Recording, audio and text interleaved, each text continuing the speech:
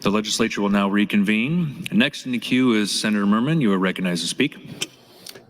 Well, thank you, Mr. President. I did take the bait. I'm not participating in the obstruction that's going on, the filibusters, but I did feel compelled to answer some of the misquotes and mischaracterizations that were made of me earlier in the afternoon. It had to do with childcare. I did say that I am all for providing an infrastructure of childcare in the state. I know it is needed by employers because of the workforce shortage, so I'm okay with giving tax credits to childcare providers and even tax credits for those that work in childcare because, like I said, I know there is a workforce shortage. But I am opposed to giving child care credits for families that have a joint income of $250,000. I did say I do realize that single parents, families that are under a certain income level, that but $250,000 is too high. And I did say it's ideal that one of the parents stay home with their family, with their children when they're 0 to 5 years old. I did say I do realize that's not possible for everybody, but that is the ideal. And if we are going to provide credits for a family to have child care up to $250,000, I do think that we should give child tax credits also for families that are able to and choose to stay home with their children when they're 0 to 5 years old. As a government, I don't think we should be in the business of incentivizing parents to not stay home with their children. But again, let me reiterate, if they're a single parent, and I didn't say it'd have to be a mother to stay home either. I said one of the parents ideally should stay home with the children when they're 0 to 5 years old if they're able. And let me repeat myself, it's not possible for all families, but I don't think we should be subsidizing child care up to $250,000 unless we do it for parents up to that income level that do choose to stay home with their family. And I'm not going to go back and forth to help out with the filibuster, but I just feel that I have to answer those accusations and misquotes that were made against me. So thank you very much, Mr. President.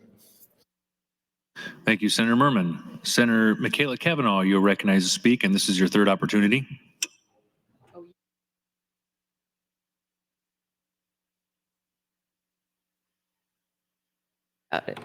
I'm just pondering. I'm pondering with the introducer, pondering how to proceed. Well, we just got back from dinner. We're trickling in back from dinner. Is this my last time? Okay.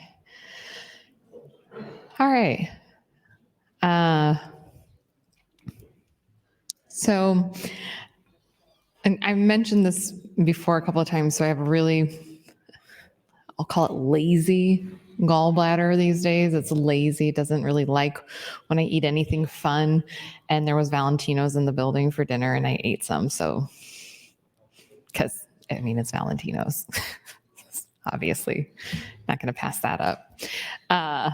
So I'm just waiting for my gallbladder to start just like shooting pain and being really angry about that. But it'll be worth it because it was Valentino's.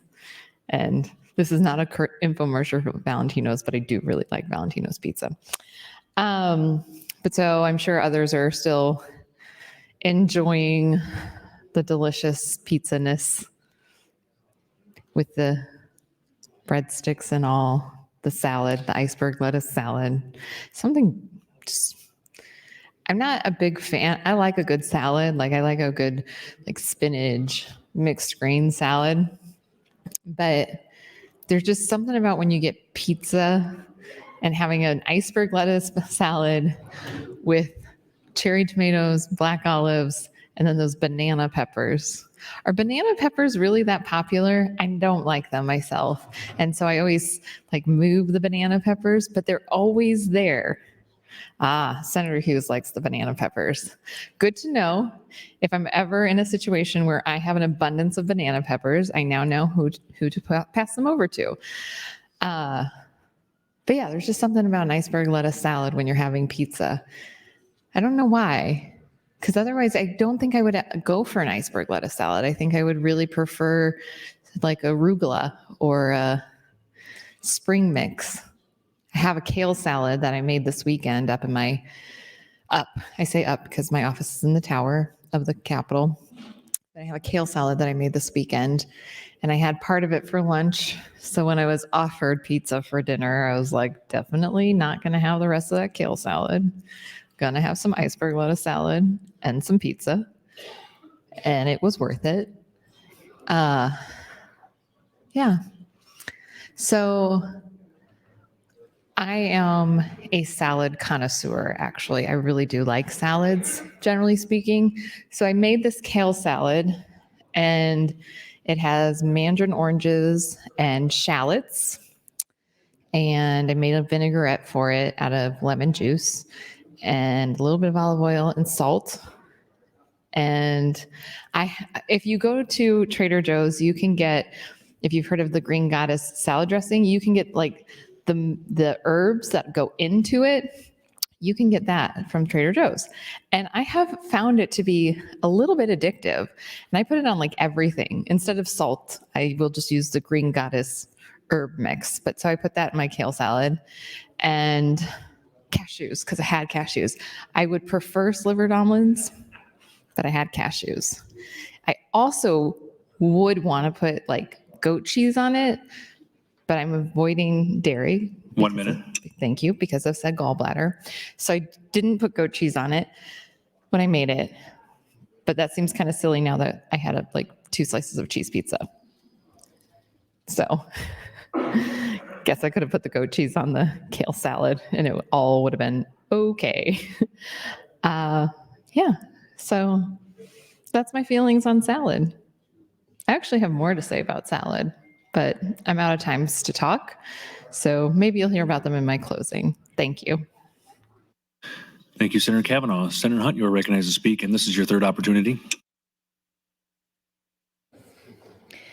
Thank you, Mr. President.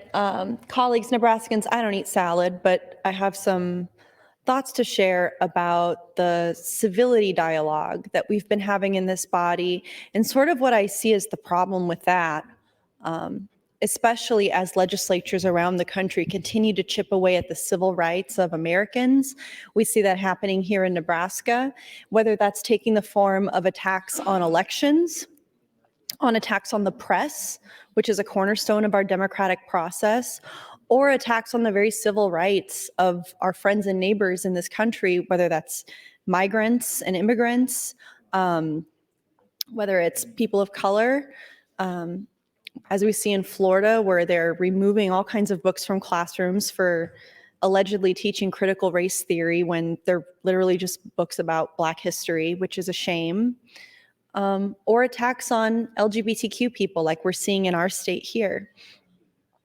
When it feels like politicians and people in power are attacking your very existence, don't think you should exist, and don't nuance this. A lot of you want to get on the mic and say, I know a gay, I know a trans, my son's friend is gay, this and that. Nobody who is impacted by these bills cares who you know or what proximity you have to any person or what relationship you have to anybody. All they care is about what the law is.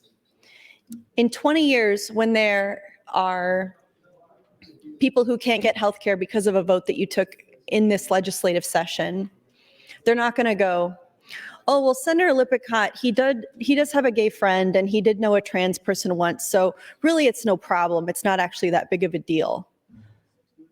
That's what you sound like when you stand up and defend your actions like that. And that's what you literally do. They're not going to think that. All they're going to do is see that they don't have the same rights that they had before. And that's our responsibility. And we take the blame for that. That's on us. So it can be so difficult to navigate the political landscape, especially when politicians and lawmakers seem to be attacking your very existence. And again, they don't care what your intent is. The law doesn't care who you know or who you have proximity to. It's just the effects of the votes you take and how that actually ends up impacting people, which has nothing to do with your intention behind any of that. With the recent surge of discriminatory legislation targeting trans individuals, particularly trans youth, in our state houses all across the United States, we see that politicians are trying to be civil, they're trying to be reasonable. We've got people up on the mic calling me a bully, saying that I'm bullying people, this and that. But their actions tell a different story. Your actions are what bullying actually is, because your actions are going to end up having, possibly lifelong repercussions for these people who you're affecting. It's understandable for Nebraskans to feel angry and frustrated and disheartened. And it's important to recognize that politics is not a game to these people. That your reelection doesn't matter as much as their rights do to these people, and that your actions have real life consequences, and it's trans people that are feeling the brunt of these consequences. Whether it be denying health care or limiting access to public spaces, as Senator Kathleen Kauth seeks to do with LB 575. 1 minute. Thank you, Mr. President. Or stripping away legal protections. These policies are harmful and dangerous to trans people, and they result in violence. And when you vote to take away people's rights, you are not engaging in civil discourse. You are not being civil, you are not being polite, you are being a bully, and you are perpetuating discrimination and violence. And it's perfectly valid for people to refuse to engage with you or refuse to reciprocate gestures of civility, because it's nothing more than an empty platitude. Thank you, Mr. President. Thank you, Senator Hunt. Senator Conrad, you are recognized to speak.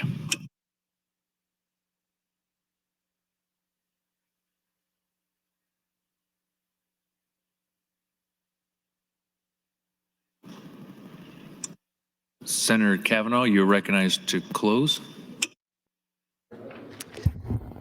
Thank you, Mr. President, colleagues.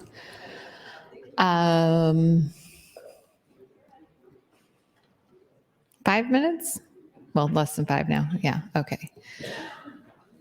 Okay, so I like salad so much that I grow salad. I grow lettuce.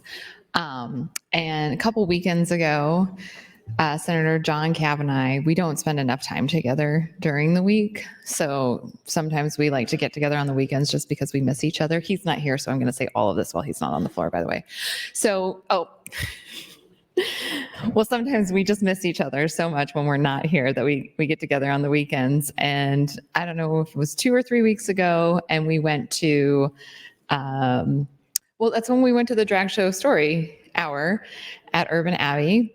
And then afterwards, we went and got cereal. There's a cereal bar in Omaha, and it's fantastic. They just serve cereal.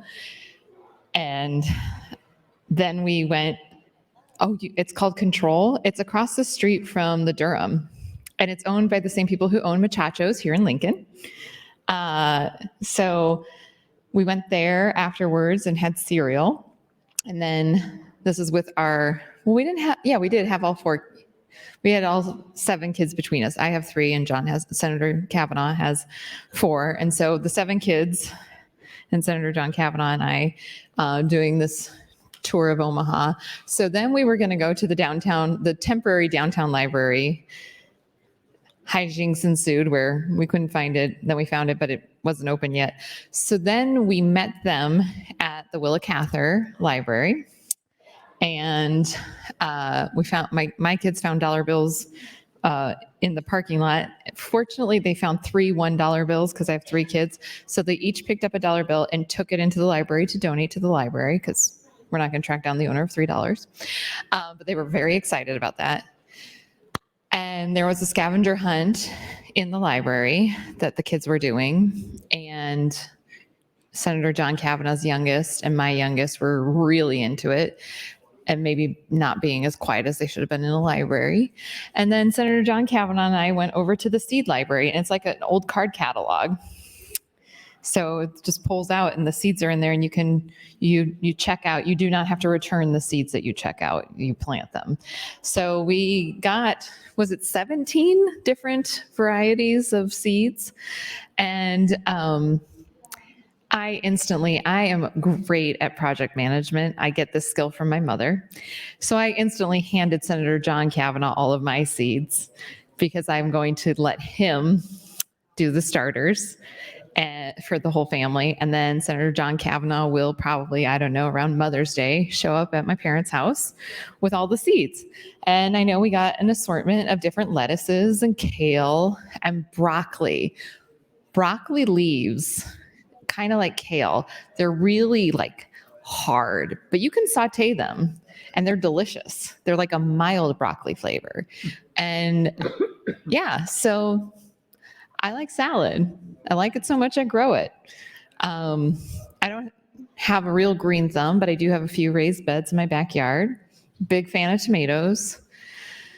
If you ask Senator John Kavanaugh, he will tell you the best tomato and the only tomato worth growing is the Cherokee, the purple Cherokee. Yes. Don't even start talking to him about the beefsteak tomato. Conversation will be over before it even starts. Purple Cherokee is where it's at for Senator John Kavanaugh. He cannot be persuaded any other way. I like lots of different varieties of tomatoes. The green zebra is one that I'm a fan of. It's got a pretty mild flavor. There's a yellow tomato that I like as well. And then I like all the different varieties of like cherry tomatoes, but there's just like nothing better than a fresh tomato. One year I got hand, foot, and mouth from one of my kids. And so I had open sores inside my mouth, and I thought I had developed an allergy to tomatoes, and I was seriously devastated. And then I realized that it was hand, foot, and mouth, and I was grossed out, but less devastated.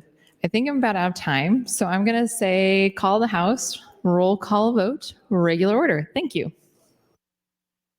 Thank you, Senator Kavanaugh. The motion for the body is to reconsider the vote on the bracket until 6/1/23. There has been a call to House. There's been a request to place the House under call. The question is, shall the House go under call? All those in favor vote aye. All those opposed vote nay.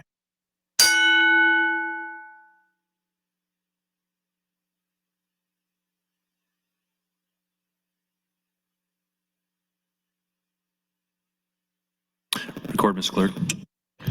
13 ayes, 6 nays, place House under call. The House is under call. Senators, please record your presence. Those unexcused senators outside the chamber, please return to the chamber and record your presence. All unauthorized personnel, please leave the floor. The House is under call.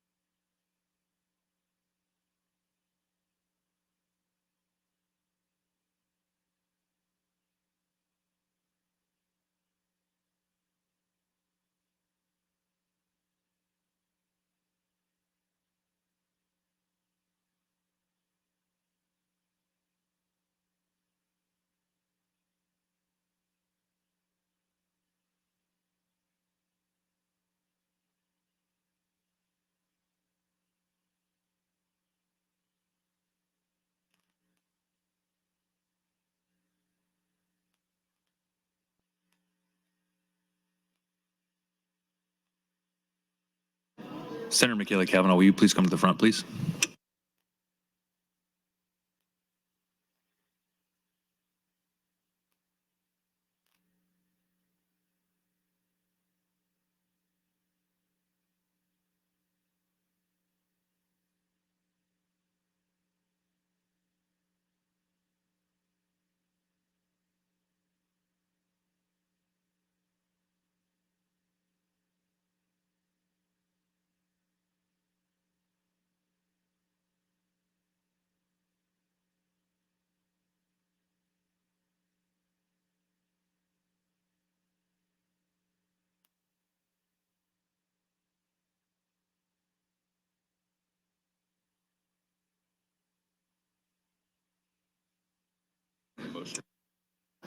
Senator Cavanaugh has said we can proceed.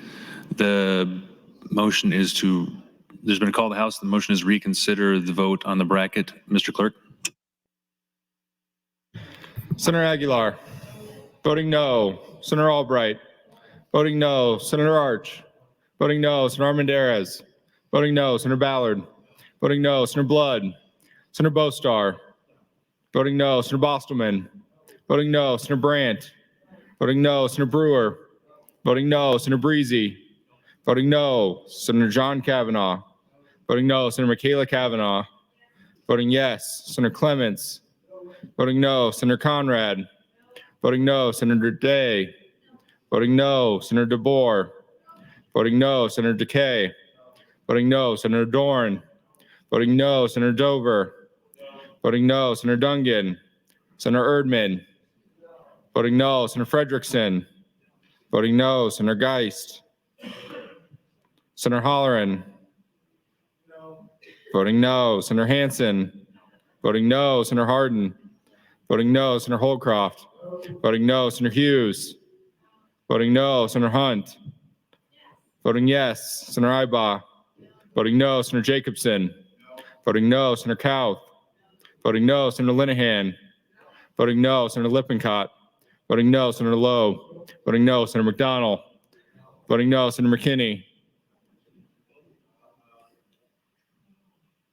Voting no. Senator Mosier. Voting no. Senator Merman. Voting no. Senator Raybold. Voting no. Senator Reapy. Voting no. Senator Sanders.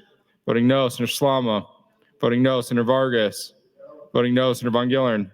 Voting no. Senator Walls. Voting no. Senator Wayne. Voting no. Senator Wishart. Voting no. The vote is 2 ayes, 44 nays, Mr. President. The motion fails. I raise a call. Mr. Clerk, next item.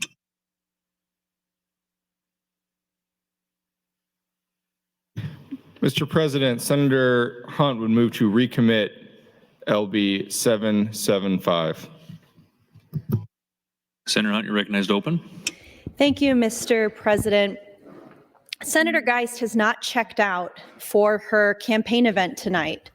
Today is election day. It's primary election day in Lincoln. As we all know, and as viewers know, she's running for local office, and she is not here today because she's at her campaign rally party. She did not check out, and she is still not checked out. So if we call the House again, depending on who calls the House, we may have to wait here for her to return from the party. Senator Michaela Cavanaugh agreed to move on to debate and not wait for Senator Geist, who's at her campaign rally instead of being here tonight. And that's fine, but she didn't check out. And so unfortunately, if we do have a call of the House, if I call the House, we may have to wait for her going forward. It's important to recognize that politics is not a game. Politics have real life consequences for the people who you are discriminating against with your laws. Senator Geist, who's at her campaign party tonight,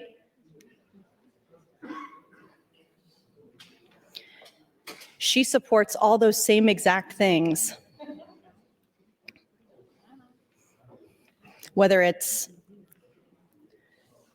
cutting back access to abortion care, a complete ban on abortion, no LGBTQ workplace protections, which she won't support unless it has a religious exemption, a ban on healthcare for trans kids. And she's not here, but if we call the House in the future, she might have to come. Whether it's denying healthcare or limiting access to public spaces, as Senator Kathleen Kauth seeks to do with LB 575, her bathroom bill, or stripping away legal protections, these policies are harmful and dangerous to trans people, and they result in violence against those people. When politicians like you vote to take away our rights, you're not being civil, you're not being polite. Even if you dress it up in a polite way, you're not engaging in civil discourse, but you're perpetuating discrimination and violence. And in these circumstances, it is completely valid for people to refuse to engage with you and refuse to engage with your empty gestures of civility that are nothing more than platitudes. It's also worth considering the power dynamics that are in play with these things. Politicians who support discriminatory legislation, like Senator Kathleen Kauth's LB 574, her ban on health care. Politicians who support this legislation hold a position of power, while trans individuals are out here just fighting for basic rights, just fighting for the right to exist, and engaging with civility to these politicians, going through the respectability politics and the niceties and the greetings and the salutations.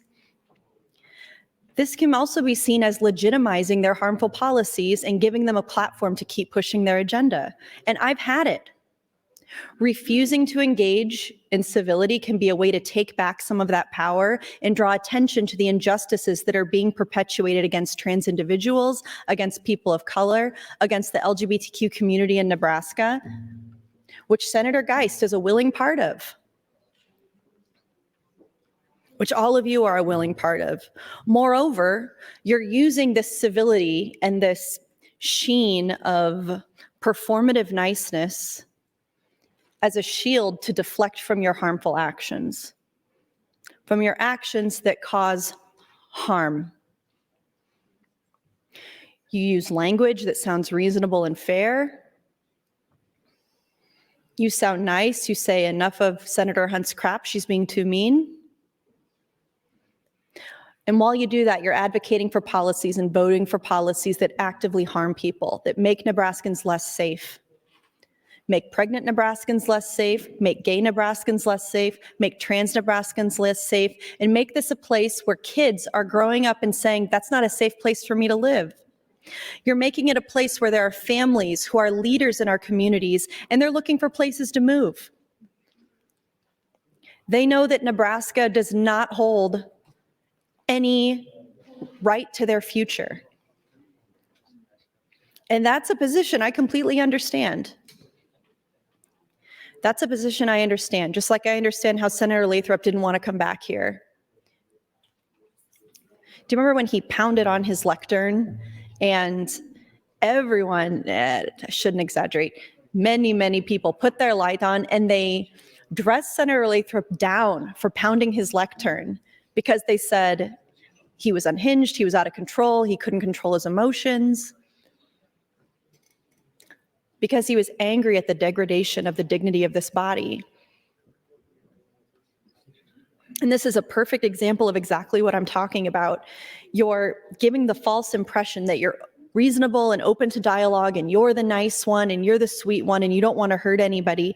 And in reality, you're actively working to harm people. You're not minding your business. You're not staying in your lane. You're not drinking enough water. You're not moisturized. And by refusing to engage in your fake civility, we're bringing attention to the harmful impact of your actions and holding you accountable for those actions. It's also important to just acknowledge and name and say out loud the emotional toll that this takes on trans individuals in Nebraska. The discriminatory policies, the rhetoric, the hate, and then the smoothing it all over with the veneer of nicety that all of you hide behind. The constant barrage of attacks is exhausting, traumatic, and deeply hurtful. And so in these circumstances, it's totally understandable why trans individuals, why LGBTQ Nebraskans, and why the people in the community who love them would want to distance themselves from you, because you are actively working to harm them. Prioritizing your own well-being and mental health over the empty gestures of politicians who are actively working to strip away your rights is not only valid and okay, it's necessary, it's healthy. It's also worth noting that refusing to entertain your BS civility that doesn't exist is not the same as refusing to engage in a political dialogue. There are many ways to have meaningful conversations and work toward progress without compromising your values or your safety. And that's not something I'm going to do. I will not compromise my values or my safety to talk to people who are trying to actively harm me.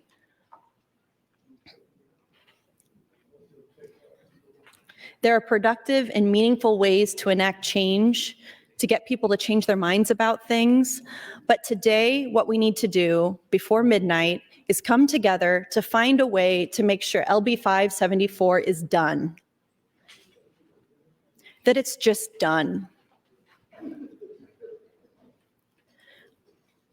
I'm willing to take any punishment. I'm willing to take any consequence for that. You could not schedule any of my bills. I don't know, you bring an idea to me. What could you do to me that would make you feel better? If there's something, tell me, I'll do it. But these bans on healthcare that are supported by every major medical association, that are understood by everyone on frickin' earth to be necessary for the well-being and health of trans people in the state, are not something I'm willing to compromise on.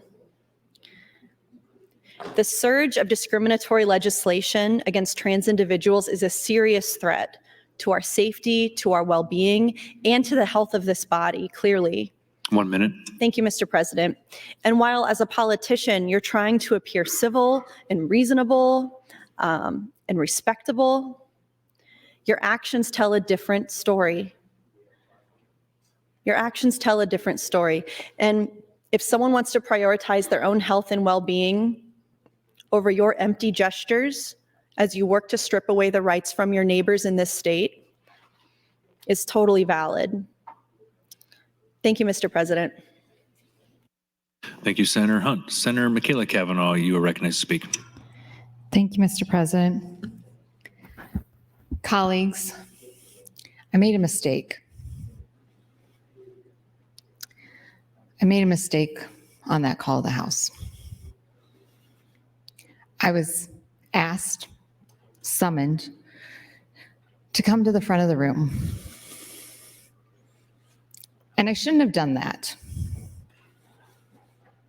I should have known that I was walking into a trap. I should have known better.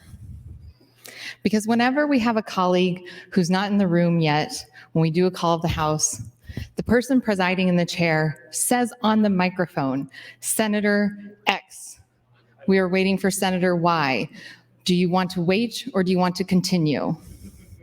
And I should have known we weren't going to say, Senator Cavanaugh, Senator Geist is not here. Do you want to wait or do you want to continue? I should have known that that should have been said on the microphone. But Senator Geist has an election today. Don't begrudge her that. She forgot to check out. That happens to the best of us. I should have known that that wasn't the protocol. And I should have, and from this moment forward, I will not go to the front when summoned without another colleague that I feel comfortable with coming with me, because I do not appreciate how the speaker engaged with me in that conversation. I do not appreciate it. It was inappropriate. I did what was asked, and I moved this forward. I did not do it for the speaker. I did not do it for the president. I did not even do it for this body. I did it for Senator Geist. because it is an election day for her, and she forgot to check out, and the polls are closing in a few minutes. And frankly, and I'm sorry, Mom, I'm gonna say it, I'm not that big of an asshole. So I did it for her. But I didn't need to be treated that way by the speaker. And he didn't even have the kindness or decency to thank me for doing something that I did not have to do after he was extremely rude to me. Extremely rude. So, colleagues, from now on, when I am asked to go to the front of the chamber, I will be asking someone to come with me. And I don't care if when I get up there, there's too many people and you want fewer people up there. If you want me up there, there's going to be somebody else with me. Because if you're going to treat me like that, you're going to do it in front of other people. Thank you, Mr. President. Thank you, Senator Kavanaugh. Senator Day, you recognize to speak. Thank you, Mr. President. So for anyone watching at home, which I'm not sure, there's a lot of you at 6:42 p.m. on a Tuesday night watching. But to clarify what just happened is when we have a call of the House, every senator that is checked in is required to return to the chamber and check in before we can proceed. And so the typical procedure is the president, who is sitting in the chair, as Senator Kavanaugh just mentioned, will say to the entire body over the speaker on the mic, Senator Kavanaugh, we are waiting for Senator Geist. How do you wish to proceed? And Senator Kavanaugh can make the decision to proceed with the vote, or she can say, I would like to wait. And there, as far as I know, and I'll have to look at the rules and find out the exact details on this, but there is no time frame for how long we can wait for a senator who is currently checked in to return to the chamber for a vote. I know that during session, we even get, let's say, if I drove myself back to Omaha and did not check myself out and someone needed me back here for a vote, I can even get a police escort on my way back from Omaha to get to Lincoln as quickly as possible.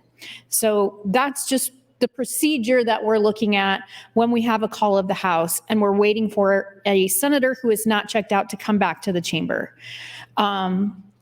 No shade to Senator Geist, but she's been around here long enough to know that it's going to reflect very poorly upon her on one of the really late nights that we have. She leaves early to go to an election party and does not check herself out. I'm a third-year senator in my first term, and thankful for my sort of mentorship from Senator Blood. It became very clear to me that I needed to check out if I was ever going to be unavailable to come back into the chamber for a vote. If I was leaving the building for any reason, you should check out. Just make sure that when you leave, if there is a call of the House, they will sit in their seats and wait for you. When we have a call of the House, you are sitting, every senator that is checked in is sitting in their seat until the missing senators come back. So we could sit here for hours under a call of the House waiting for a senator. So what just happened was, instead of discussing it over the speaker, which everyone is going to see at home sitting and watching, they called Senator Kavanaugh up to the front to discuss it with her in private. And were not very kind to her in that process. And I think the things that people don't see at home is, I think what I would like to illuminate sometimes when I get up on the mic is, a lot of times people in this body, and I'll say in particular, Senator Michaela Kavanaugh, become the scapegoats for other people's poor behavior. And I've seen it multiple times this session. We're continuing to see it with the ongoing filibuster on LB 574. Senator Kavanaugh has been blamed multiple times for the ongoing filibuster or for not getting to other bills. She tonight was not only not thanked for saying we can proceed with the vote. 1 minute. Thank you, Mr. President.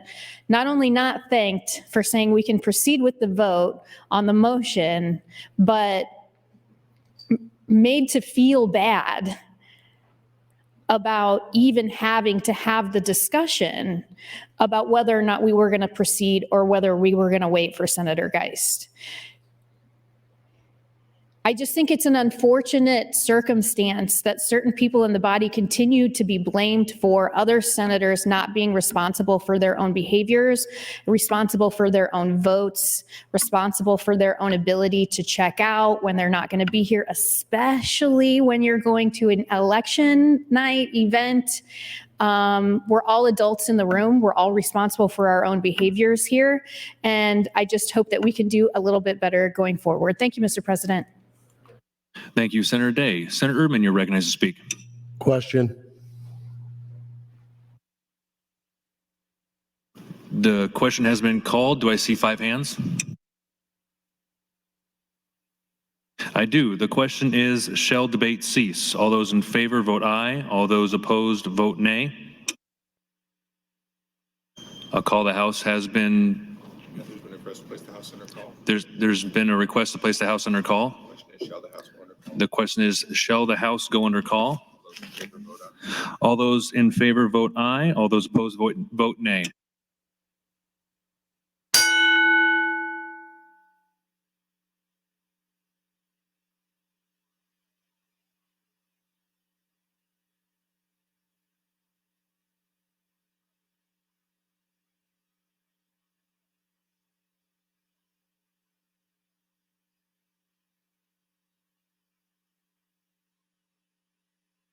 Record, Mr. Clerk. 14 ayes, 6 nays, place House under call. The House is under call. Senators, please record your presence. Those unexcused senators outside the chamber, please return to the chamber and record your presence. All unauthorized personnel, please leave the floor. The House is under call.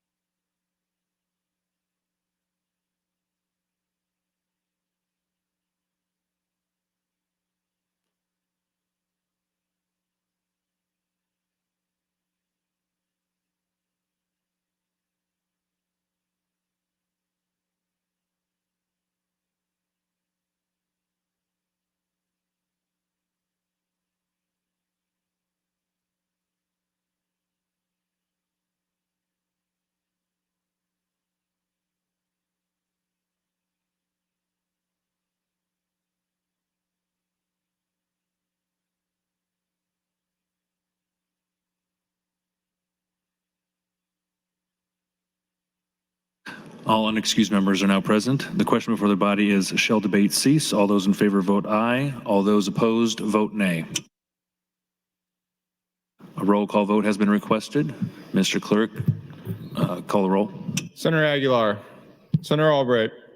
Voting yes. Senator Arch. Voting yes. Senator Armendariz. Voting yes. Senator Ballard. Voting yes. Senator Blood. Senator Bostar. Voting yes. Senator Bostelman. Voting yes. Senator Brandt. Voting yes. Senator Brewer. Voting yes. Senator Breezy. Voting yes. Senator John Kavanaugh. Voting no. Senator Michaela Kavanaugh. Not voting. Senator Clements. Senator Conrad. Voting no. Senator Day. Voting no. Senator DeBoer. Voting yes. Senator DeKay. Voting yes. Senator Dorn. Voting yes. Senator Dover. Voting yes. Senator Dungan. Voting no. Senator Erdman. Voting yes. Senator Frederickson. Not voting. Senator Geist. Senator Holleran. Voting yes. Senator Hansen. Voting yes. Senator Hardin. Voting yes. Senator Holdcroft. Voting yes. Senator Hughes. Voting yes. Senator Hunt. Not voting. Senator Ibach. Voting yes. Senator Jacobson. Voting yes. Senator Kauth. Voting yes. Senator Linehan. Voting yes. Senator Lippincott. Voting yes. Senator Lowe. Voting yes. Senator McDonald. Voting yes. Senator McKinney. Not voting. Senator Mosier. Senator Merman. Voting yes. Senator Raybold. Not voting. Senator Reapy. Voting yes. Senator Sanders. Voting yes. Senator Slama. Voting yes. Senator Vargas. Voting no. Senator Von Gillern. Voting yes. Senator Walls. Voting yes. Senator Wayne. Not voting. Senator Wishart. Senator Wishart. Voting yes. Vote is 33 ayes, 5 nays, Mr. President, to cease debate.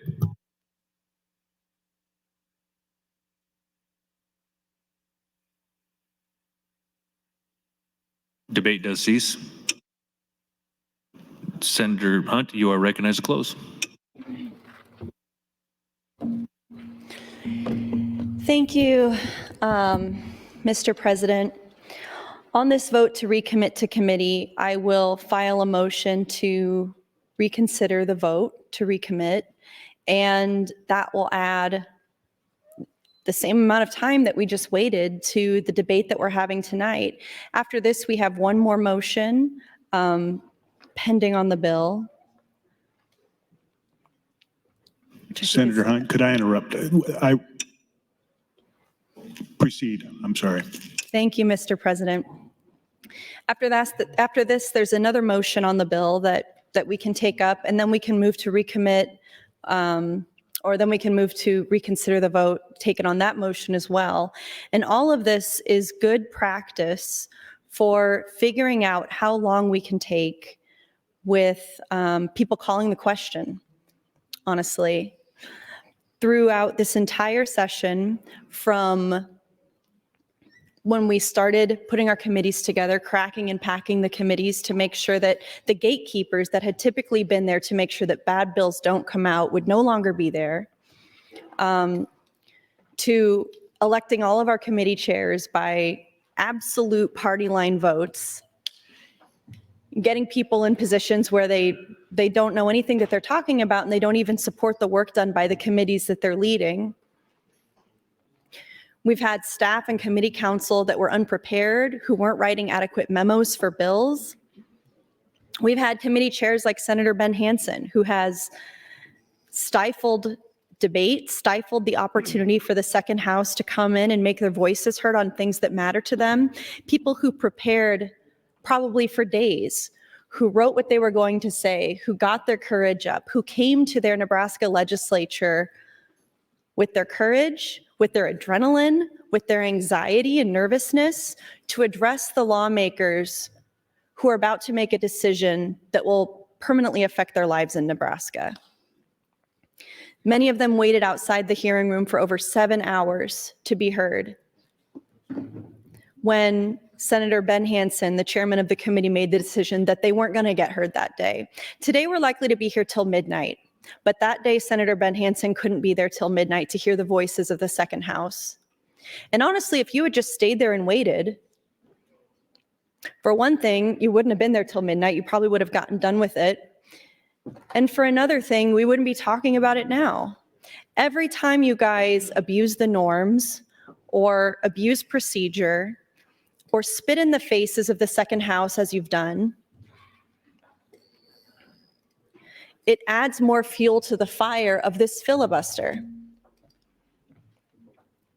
And all you have to do is find one person from the group of 6 or 7 people who don't support the ban on trans health care, who don't want to discuss it, who don't want to debate it, who don't want to have to keep putting these packages together of 749 million bills so that we can get these things passed, because it's the only way, since we only have time in this body to pass 21 bills this session when we take the full amount of time on each bill for the remainder of the legislative session. But there's a path out. My pride's not getting in my way. I told you day one. I told you day one what my stakes were and what my terms were. And the promise being made must be kept. I've done nothing that I haven't said I wasn't going to do. You guys came in here with no stakes around this issue. Whether 574 passes or fails, your lives are all going to be exactly the same. You'll never think about it again. And you might think to yourself, wow, we did something really good this session. We helped a lot of people, because the harm that you yourself have created and perpetuated didn't come down upon your home, did it? It wasn't brought upon your home and your family. So I say, lucky you.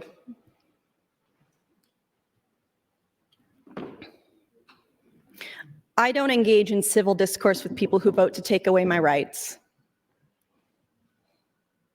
Doesn't mean I'm not nice. Doesn't mean I'm, actively trying to harm you like you are trying to harm me.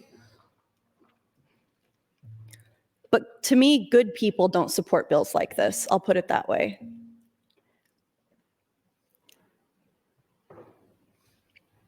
So just know that that's how I feel about it. Those who argue for civility might point out that engaging in civil discourse is a fundamental part to a functioning democracy and a functioning society, but the respect that is necessary for society to function is something that you are actively cutting down. That's your time, Senator. Thank you, Mr. President. Thank you, Senator Hunt. The question is the motion to recommit to committee. There's been a request for roll call vote. Mr. Clerk. Senator Aguilar, Senator Albright, voting no. Senator Arch, voting no. Senator Armendariz, voting no. Senator Ballard, voting no. Senator Blood, Senator Bostar, voting no. Senator Bostelman, voting no. Senator Brandt, voting no. Senator Brewer, voting no. Senator Breezy, voting no. Senator John Kavanaugh, voting no. Senator Michaela Kavanaugh, not voting. Senator Clements, Senator Conrad, voting no. Senator Day, voting no. Senator DeBoer, voting no. Senator DeKay, voting no. Senator Dorn, voting no. Senator Dover, voting no. Senator Dungan, voting no. Senator Erdman, voting no. Senator Frederickson, voting no. Senator Geist, Senator Holleran, voting no. Senator Hansen, voting no. Senator Hardin, voting no. Senator Holdcroft, voting no. Senator Hughes, voting no. Senator Hunt, not voting. Senator Ibaugh, voting no. Senator Jacobson, voting no. Senator Kauth,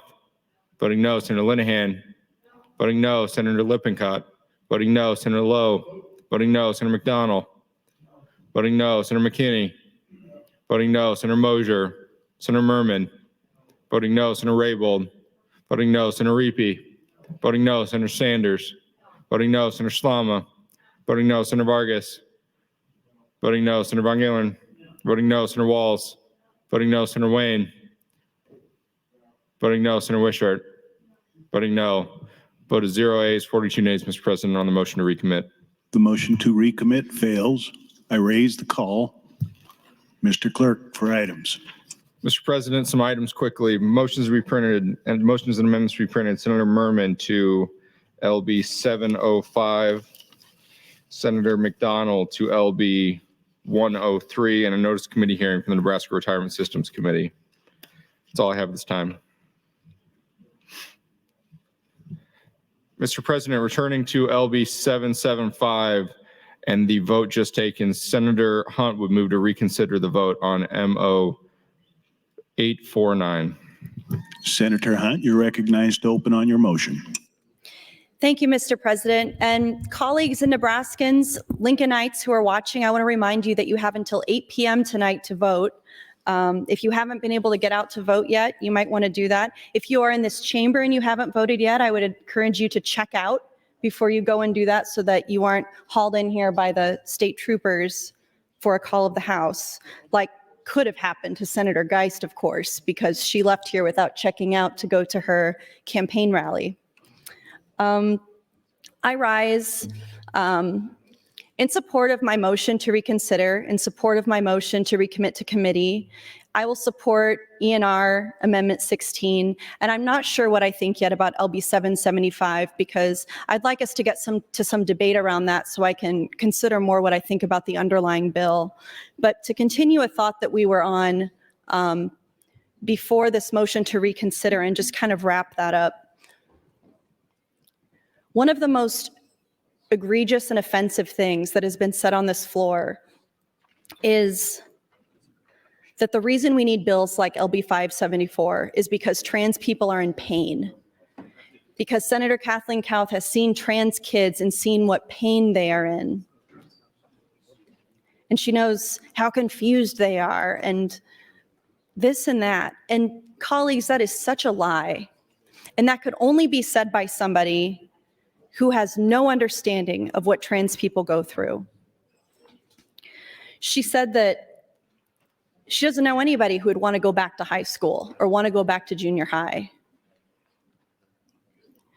But colleagues, a big reason that I would never want to go back to high school and junior high is because of the way people like you treated people like me then. The bullying, the hatred. Oh, and you think that's what I'm dishing out right now? You think it's the same thing I'm doing? It's exactly the same? No, because I would never vote to take away your civil rights. I would never vote to take away your health care. I would never vote to say that you can't raise your family the way you want to. Oh, but Megan, you support vaccines. Well, guess what? Being trans isn't contagious. Being gay isn't contagious, even though I think some of you probably think that too.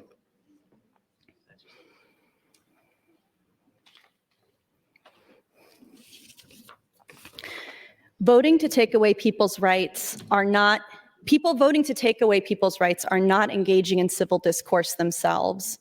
You're using your power, and it is power, and that's why people were crying, Senator Ben Hansen, after your hearing where you turned people away after making them wait for 7+ hours. Because of the power that we're able to wield over these people, and then we use it to harm them actively for political gain. And by engaging in these empty gestures of civility with these politicians, marginalized communities risk legitimizing their actions and enabling them to continue to harm communities. It's enabling the continuation of harm. Oh, but Megan, you're enabling the continuation of harm because you keep pushing your right to speak. No, I'm not doing anything different than what I said I was going to do from day one. Oh, but Megan, why didn't you join Senator Kavanaugh's filibuster sooner? Because I still had hope in you. Because I still had hope that we could come to a resolution around this bigotry introduced by Senator Kathleen Kauth. And I thought that we could come to a place where we could agree as a body that that wasn't going to be what we stood for as a Nebraska legislature. And I was dumb for thinking that. We all got to learn this lesson at some point. The system is never going to love you back. And none of you are independent thinkers. None of you are here in service to the people you represent. You're here in service to a system. The system was built for you. The system works for you. And everything is working this way because it's working for you. And something has to be done to gum up these gears and throw something in the gear shift and say no more. No more empty gestures of civility. No more going along to get along. Probably should have made Senator Geist come back here. That was really nice of Senator Kavanaugh to do. She did not need to do that. even though it sounds like she was intimidated by the speaker into doing it. Consider a politician who wants to pass a law to restrict the rights of a transgender person to use a public restroom that corresponds with their gender identity, or to seek counseling to affirm their gender identity, or to play on a sports team that reflects their gender identity. This politician is not engaging in civil discourse. This politician is not working to find common ground. Instead, they're using their power to restrict the rights of a marginalized community for pure political gain.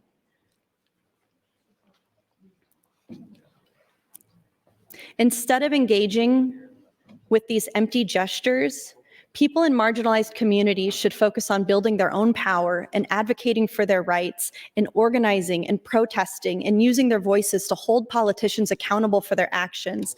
And Nebraskans, Lincolnites, tonight before 8 p.m., you have an opportunity to do that because it's primary election day in your city. Tonight is one opportunity to hold politicians accountable for that.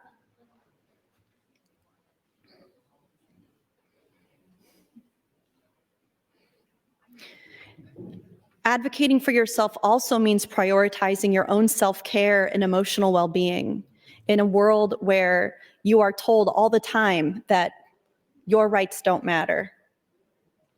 Not by people you love, not by people that actually matter to you, just by the people who make laws that control your body. How about that? Part of emotional health and mental health and self-care is recognizing that engaging with politicians in systems that actively work to harm you can be traumatizing.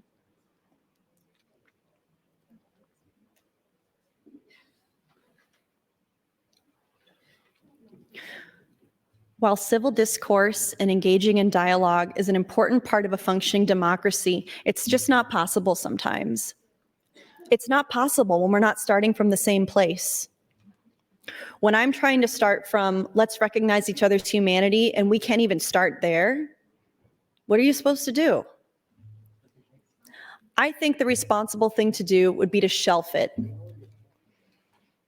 Shelf it for this legislative session. Say, boy, are we going to agree to disagree? Megan, I still think you're a groomer and a pedophile, but, you know, I'd rather talk about marginal tax rates or whatever. But we aren't even to that place. We aren't even to that place. And everywhere that Senator Kathleen Kauth goes, that you guys interact with her, where you talk about the future of the party and the pipeline that you're building for leadership in the conservative movement,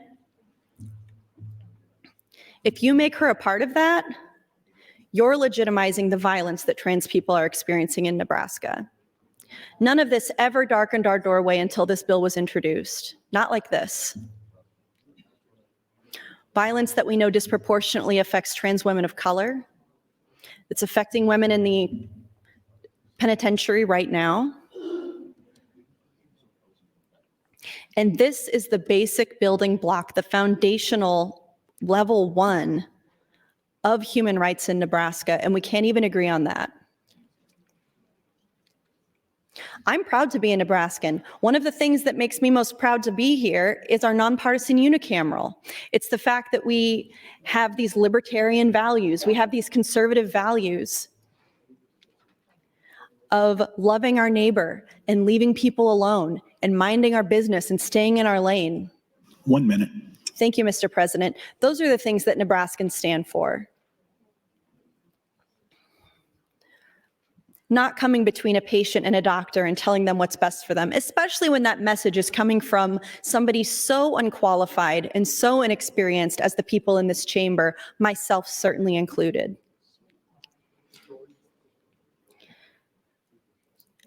Oh, but you think you know best? Okay, well, let's listen to the experts. What do they say? American Medical Association, totally against this bill. American Pediatric Association, totally against this bill. Social workers, counselors, psychiatrists, surgeons, pediatricians, all completely against this bill. Schools are against this bill. Because schools are having no problem teaching trans youth and gender expansive youth. It's only you that have the problem. Thank you, Mr. President. Thank you, Senator Hunt. Senator Michaela Cavanaugh, you are recognized to speak. Thank you, Mr. President. I rise in support of motion 898 and of motion 849 and of ER 16 and of LB 775. I am an enigma. I support it all. There's even some amendments pending that I probably support, but I also support sending it back to committee. Why? Why not? Why not? We apparently are going to be here until we can't be here anymore, which means 11:59. I think this bill goes until 8:15. Then we'll start the next bill at, I don't know, 8:20, you'll say, which means we would have to go to 12:20 to go to cloture on the next bill, but we can't do that or we burn an entire day. So we won't go to 12:20, we'll go to 11:59, and then the next bill will have 20 some minutes, I guess, tomorrow.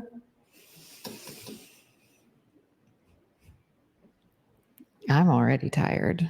I don't know about the rest of you. And I was mostly talking to the pages earlier about the salad, so I'll just continue talking to the pages. They're kind of a captive audience up there. Starting to regret the pizza, for sure. My gallbladder is like a shooting pain right here, so should have gone with the kale salad. Lessons learned. Pages, lessons learned. That's also why I got a cookie delivery. Was that today? That feels like a million years ago. I got a cookie delivery today, and thank you to the people that sent me the cookies. That just like smelled amazing, and I put them in the back area for staff and pages to enjoy and just wave in my face that you were eating these delicious cookies that I can't have. I mean, I can have, but you know, gallbladder. So I misspoke. The Cherokee purple tomato is a beefsteak tomato. It's just the beefsteak tomato, according to Senator John Kavanaugh. So I just wanted to correct that for the record. Also, apparently the $3 that were floating around in the parking lot had fallen out of his pocket. He got to the library before myself and my children. I just found that out. So Willa Catholic Library, that $3 donation is from Senator John Kavanaugh, not my kids. Whether he was a willing donor of the $3 or not. So just want those things clarified for the record. I don't want him to withhold my starter seeds next month when they're ready. So a couple of years ago, Senator John Kavanaugh did starter seeds, and he brought them over, I think it was for Mother's Day, for everybody. And it was a bounty. It was really lovely. All the different things that he had started. And then we all planted them, and there was a huge hailstorm. So everything got destroyed. That was unfortunate. But my friends that live on same block as me up the street are also avid gardeners. And one of them, he works for a composting company. So they always have very rich soil in their backyard because obviously working for a composting company, you have a line on compost. So I was able to get some fresh veggies and stuff from them that year. Well, I could get them from them every year. They're very generous, kind people. But it was particular that year because everything got destroyed by the hailstorm. So yeah, I mean, we could be doing something different for sure. There doesn't seem to be an appetite in doing anything different than this. As long as there's no appetite to do anything different than what we're doing, then I guess I'll do what we're doing until somebody talks to me about doing something different. So we are where we are. I am where I am. I can talk about salad all night. I have some great salad dressing recipes that I make from scratch. I don't like store-bought salad dressing because of all the additives. It just doesn't taste as good. Doesn't That's your taste as time, fresh. Senator. Thank you. Thank you, Senator Kavanaugh. Senator Conrad, you're recognized to speak. Thank you, Mr. President, and good evening, colleagues. I didn't have an opportunity to finish my comments the last time on the mic, but I did want to kind of join in terms of some observations on where our discourse finds us this evening and in this session, and then also to flag that I have filed an amendment on LB 775. It is a part of a bill that, well, it's the full bill that I introduced as part of my personal legislative agenda on behalf of a constituent business owner in my district who runs a host of bingo parlors that people utilize for recreation. And he had worked very diligently with the Department of Revenue and other stakeholders to help catch the law up to some of the technical changes to how bingo is played in our state. And we had a great hearing at the General Affairs Committee this session. And as we embarked on debate with this kind of cleanup bill related to various and sundry aspects of our regulatory framework around gaming, I thought, oh, well, this might be a good vehicle to move what is a very non-controversial bill, and that's an impressive feat when it comes to putting your toes into the gaming world, to find something that in fact is not controversial, that might be good to help to recenter the debate a bit and to find a vehicle to move that measure forward. So I gave Senator Lowe a heads up that I was thinking about doing that, and I appreciate his consideration of that potential amendment that we'll get to later this evening. So just wanted to flag that for folks. I know Senator Lowe also has a substantive amendment that he's interested in getting to, and I think that we'll probably take up as the priority motions are kind of winding down in terms of priority order. So if you have any questions about the technical cleanup bill and the bingo games and technology around how people play bingo that I filed, just please let me know off the mic. And of course, I'll take time to further explain that and open on that during the amendment when it comes up in the queue.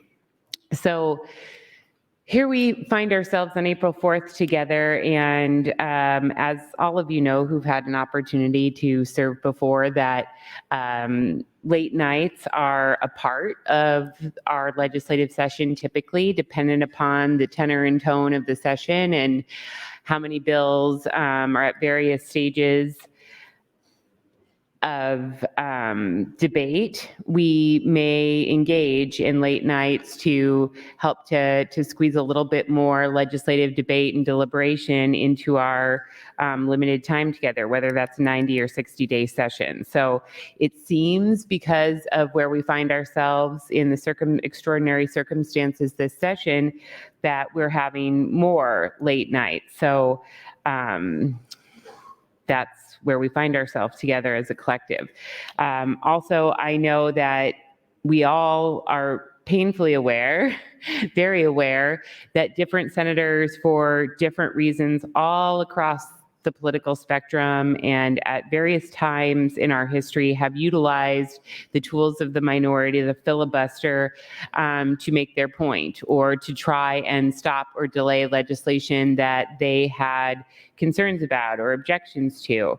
And that is happening here, perhaps in a more, thank you, Mr. President, in a more extended version than perhaps we have seen on specific individual bills in past sessions. But I think it has always been a tool that could be utilized in this fashion. And in fact, it is being utilized in that fashion. So that is is, of course, not news to anybody in terms of where we are at this point in the legislative session.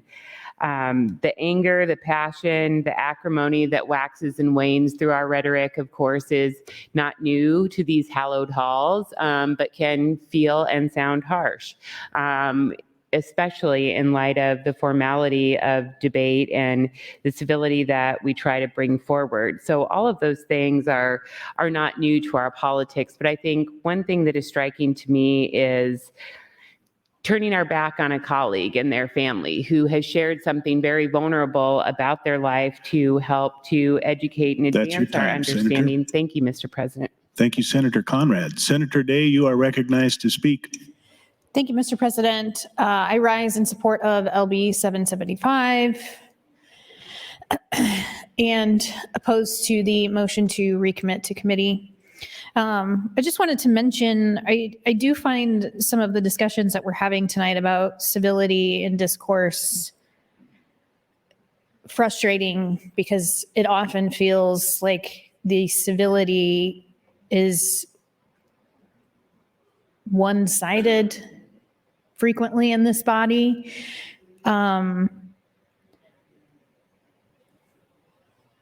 I mentioned this on the mic last session during the debate on abortion, and I'm going to mention it again tonight because I know we have some new senators in the body. We can hear you when you're talking about us.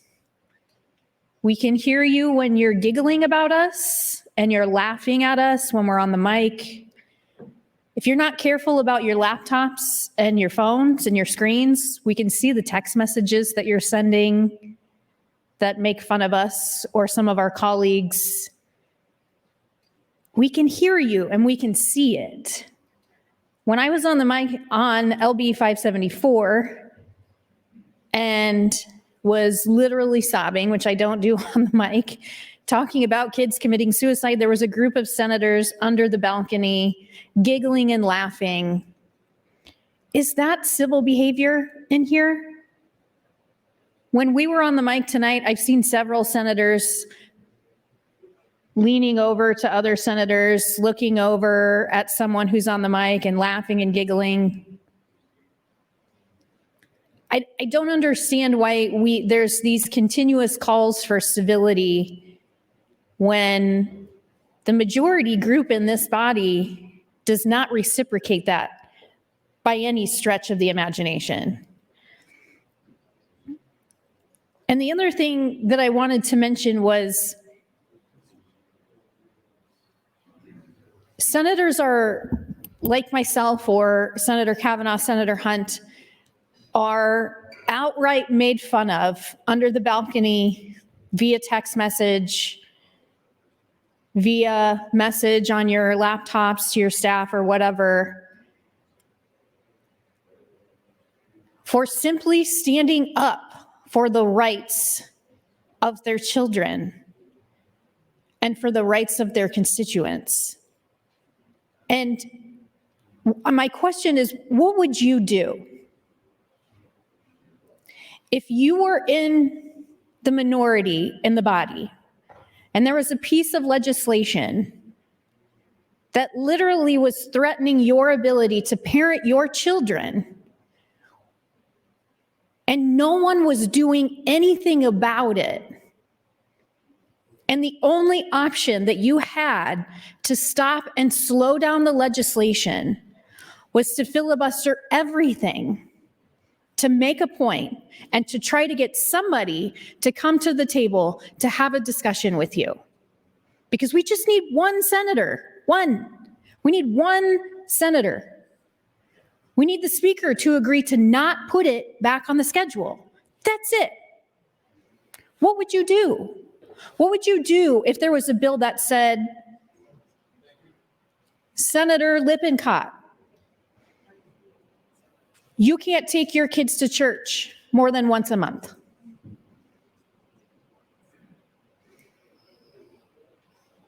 What would you do? What would you do? 1 minute. Would you just be like, well, okay, I mean, that's fine. Let's just move on. When you crack and pack committees and shove bills through with no consideration for anyone's belief systems but your own, then you're going to be met with resistance. And that's what we're doing. Because we have literally no other options. And we're going to have it again. I know Senator Erdman, I think, is in the queue right after me. He's going to call the question, and we're going to have to move on from this. But my question is, what would you do? What would you do if this was you and it was your family and it was your kids? Would you be standing up asking people for civility? What would you do? That's your time, Senator. Thank you, Mr. President. Thank you, Senator Day. Senator Erdman, you are recognized to speak. Question. The question has been called. Do I see 5 hands? I do. The question is, there's been a request for a call of the House. Question is, shall the House go under call? All those in favor vote aye. All those opposed vote nay.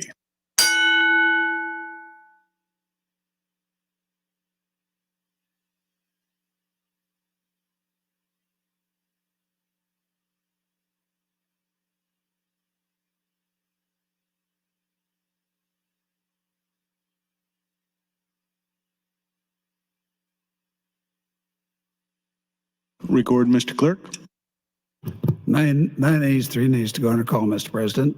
The House is under call. Senators, please record your presence. Those unexcused senators outside the chamber, please return to the chamber and record your presence. All unauthorized personnel, please leave the floor. The House is under call.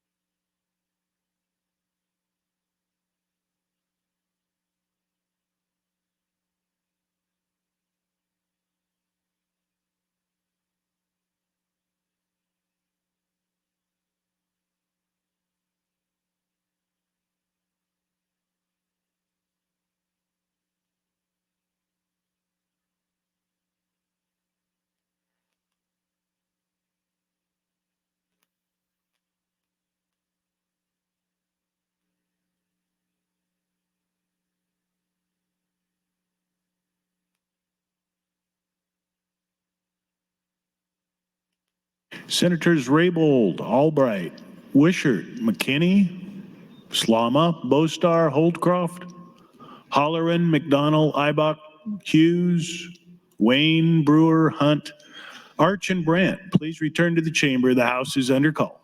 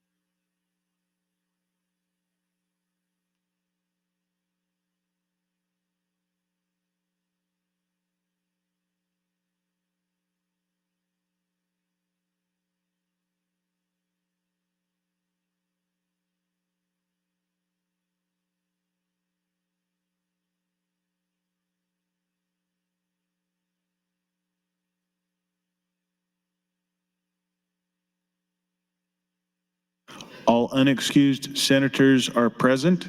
The question is, shall debate cease? A request for roll call vote. Mr. Clerk. Senator Aguilar, Senator Albright. Voting yes, Senator Arch. Voting yes, Senator Armendariz. Voting yes, Senator Ballard. Voting yes, Senator Blood. Senator Bostar. Voting yes, Senator Bostelman. Voting yes, Senator Brandt. Voting yes, Senator Brewer. Voting yes, Senator Breezy. Voting yes, Senator John Kavanaugh. Voting no, Senator Michaela Kavanaugh. Voting no, Senator Clements. Senator Conrad. Voting no, Senator Day. Voting no, Senator DeBoer. Voting no, Senator DeKay. Voting yes, Senator Dorn. Voting yes, Senator Dover. Voting yes, Senator Dungan. Voting no, Senator Erdman. Voting yes, Senator Frederickson.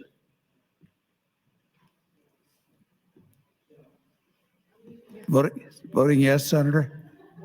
Voting no, sorry. Senator Geist, Senator Halloran. Voting yes, Senator Hansen. Voting yes, Senator Hardin. Voting yes, Senator Holcroft. Voting yes, Senator Hughes. Voting yes, Senator Hunt. Voting no, Senator Ibach. Voting yes, Senator Jacobson. Voting yes, Senator Kauth. Voting yes, Senator Linehan. Voting yes, Senator Lippincott. Voting yes, Senator Lowe. Voting yes, Senator McDonald. Voting yes, Senator McKinney. Not voting, Senator Moser. Senator Merman. Voting yes, Senator Raybold. Voting no, Senator Reapy. Voting yes, Senator Sanders. Voting yes, Senator Slama. Voting yes, Senator Vargas. Voting no, Senator Von Gellern. Voting yes, Senator Walls. Voting no, Senator Wayne. Voting no, Senator Wishart. Not voting. Vote is 30 yeas, 12 nays to cease debate, Mr. Question. Mr. Debate President. does cease. Senator Hunt, you're recognized to close on the motion.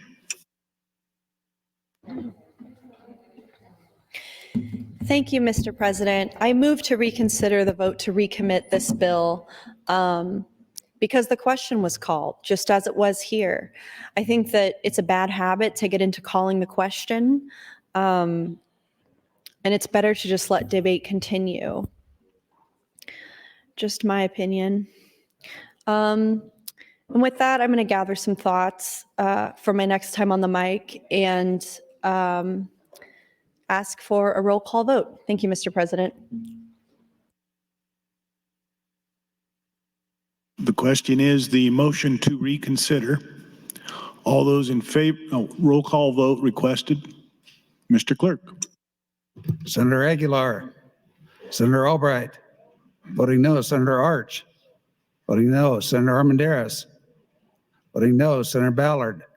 Voting no, Senator Blood. Senator Bostar. Voting no, Senator Bostelman. Voting no, Senator Brandt. Voting no, Senator Brewer. Voting no, Senator Breezy. Voting no, Senator John Kavanaugh. Voting no, Senator Michaela Kavanaugh. Not voting, Senator Clements. Senator Conrad.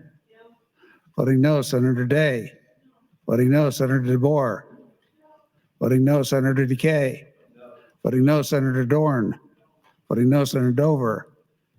Voting no, Senator Dungan. Voting no, Senator Erdman. Voting no, Senator Frederickson. Voting no, Senator Geist. Senator Halloran. Voting no, Senator Hansen. Voting no, Senator Hardin. Voting no, Senator Holcroft. Voting no, Senator Hughes. Voting no, Senator Hunt. Voting no, Senator Ibach. Voting no, Senator Jacobson. Voting no, Senator Kauth. Voting no, Senator Linehan. Voting no, Senator Lippincott. Voting no, Senator Lowe. Voting no, Senator McDonald. Voting no, Senator McKinney. Voting no, Senator Moser. Senator Merman. Voting no, Senator Raybold. Voting no, Senator Reapy. Voting no, Senator Sanders. Voting no, Senator Slama. Voting no, Senator Vargas. Voting no, Senator Von Gillern. Voting no, Senator Walls. Voting no, Senator Wayne. Voting no, Senator Wishart. Voting no. Senator Michaela Cavanaugh. Voting no. Vote 0 ayes, 44 nays, Mr. President. The motion to reconsider fails. Mr. Clerk, for the next motion. Raise the column.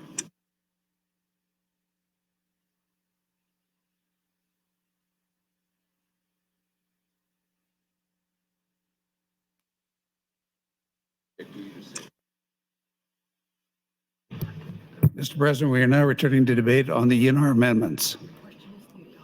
Senator Michaela Cavanaugh, you're recognized to speak. Thank you, Mr. President. No more motions? Okay. Well, this is where we started before dinner, ENR enrollment and review. Okay. I actually am curious what, these are actual enrollment and review. It's an actual like amendment that we approve basically. So, and I haven't looked at what they are.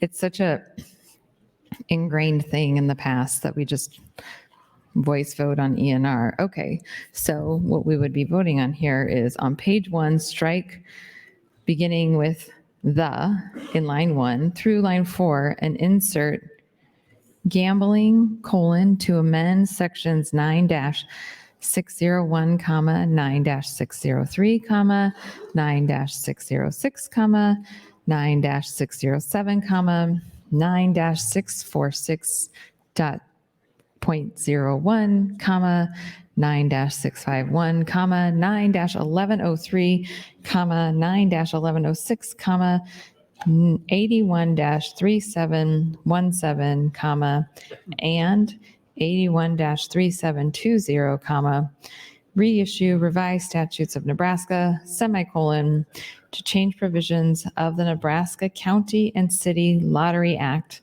the Nebraska Racetrack Gaming Act, and the Nebraska Visitor Development Act, and to repeal the original sections, period. And I will just note for the record, the use of the Oxford comma. So apparently drafters or the Enrollment and Review Office believes in the Oxford comma. And I just want them to feel seen tonight. I'm looking at your work and I see that you are interested in using the Oxford comma. So thank you to Enrollment and Review. Not sure that that settles the longstanding question about pro or anti-Oxford comma, but it certainly goes to show you that when it comes to state statute, the Oxford comma is the way to go. Now I say that and probably the very next thing I read, that's like drafting will not have the Oxford comma, and then we'll blow up this whole Oxford comma conversation all over again. Will they or won't they use the Oxford comma? The drama. So I heard from some of our media that were sitting over on that side of the chamber when we were last discussing the Oxford comma, that they don't use it in print journalism oftentimes because it saves space. So I get that when we're tweeting, like when you're using Twitter, you're not going to use the Oxford comma if you're like only have so many characters. I guess it applies to print journalism as well. There's always, ink is ink, I guess. I haven't seen the use of the ampersand yet in statute. I'm a big proponent of writing out the word and. I think the ampersand is really for when you are doing mailings. 1 minute. Like Mrs. and Mr., you can use the ampersand. I think that's appropriate. Or again, if you're using Twitter and you're trying to save space, that saves you 2 whole characters. So ditch the Oxford comma, use the ampersand. You got 3 characters back to use in your Twitter. This is a pro tip from, I don't know what I am, if I'm a zennial, genial, millennial. I think I'm whatever that age group is, that I'm old enough to remember lack of technology, but young enough to use technology. And I don't say the Twitters, I say Twitter, or the Facebooks, I say Facebook. So I guess I'm young enough to know those things barely by a hair. So I will get in the queue. Thank you. That's your time. Thank you, Senator Kavanaugh. Senator Hunt, you're recognized to speak.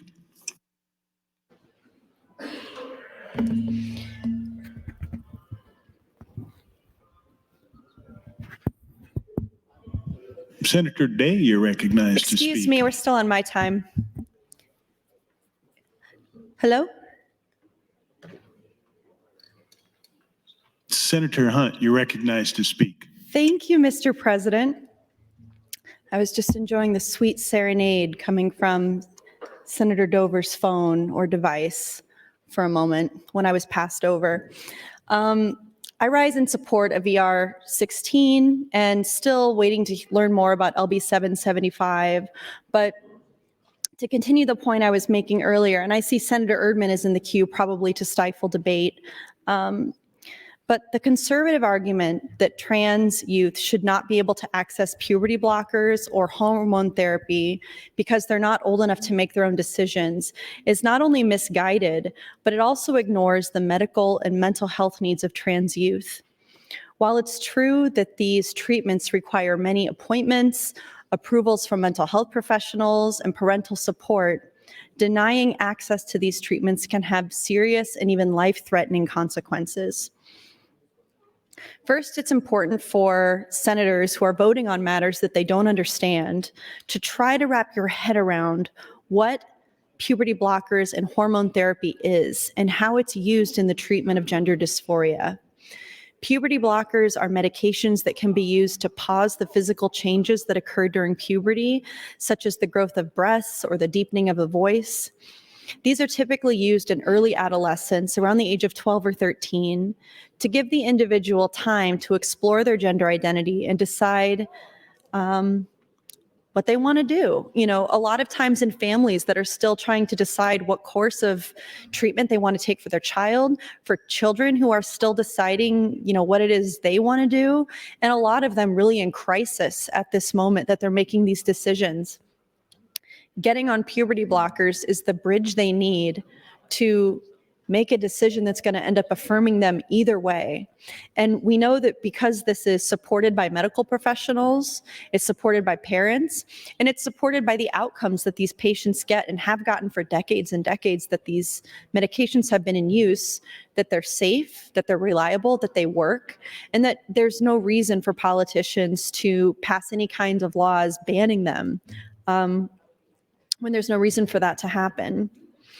Hormone therapy involves the use of testosterone for trans masculine individuals or estrogen for trans feminine individuals to induce the physical changes of puberty that match their gender identity. Conservatives argue that trans teens should not have access to these treatments because they're not old enough to make their own decisions. However, this argument ignores the fact that these treatments are not chosen lightly, that often years of decision-making goes into getting these treatments, and there's a really lengthy process of evaluation and approval that's true as the standard of care across the entire country. So in Nebraska, what that means is that in order to get hormone therapy, they need to have letters of, recommendation and approval from numerous physicians. Something like surgery, which would typically be done on someone who's an older teenager, you can't even do that unless you've been on hormone therapy for at least a year, you've been seeing a mental health professional for at least a year, you've been living as your affirmed gender for at least a year. And something like surgery is something you might want to get before you go to college, when you're still on your parents' insurance, when you still have the comfort and support of your family at home before you embark on your journey as a full adult. Of course, in Nebraska, you're not a full adult until you're 19 because we're the only state that still has the medical age of majority as 19. So that also includes, it 1 minute. introduces unique problems for Nebraskans who are mature enough and are smart enough and know themselves well enough to make their own medical decisions for their own body. So these treatments are not made lightly. They require a lengthy process of evaluation and approval. Before receiving any treatment, trans youth must first undergo extensive psychological evaluation by a qualified mental health professional who will assess whether the individual meets the criteria for gender dysphoria and evaluate their readiness for medical treatment. This process can take months, if not years, and it's designed to ensure that the individual is fully informed about their options and that the decision is made with the full support of their family and medical professionals. Thank you, Mr. President. Thank you, Senator Hunt. Senator Day, you're recognized to speak. Thank you, Mr. President. I think this is going to be my last time on the mic. Senator Lowe came over and politely told me that we need to get to some amendments, and I know that some of my colleagues and I disagree on this, but I am fine getting to those amendments. So this will be my last time on the mic because I know we are coming up on cloture for this somewhere around 8:15. So I just wanted to, since we're all talking about our kids tonight, I wanted to take a few minutes to talk about my kids on the mic, because if there is anywhere else in the world that I would rather be right now, it would be with my kids and my husband at home, but I'm not. I think they're sitting and watching. So I'm going to talk about them.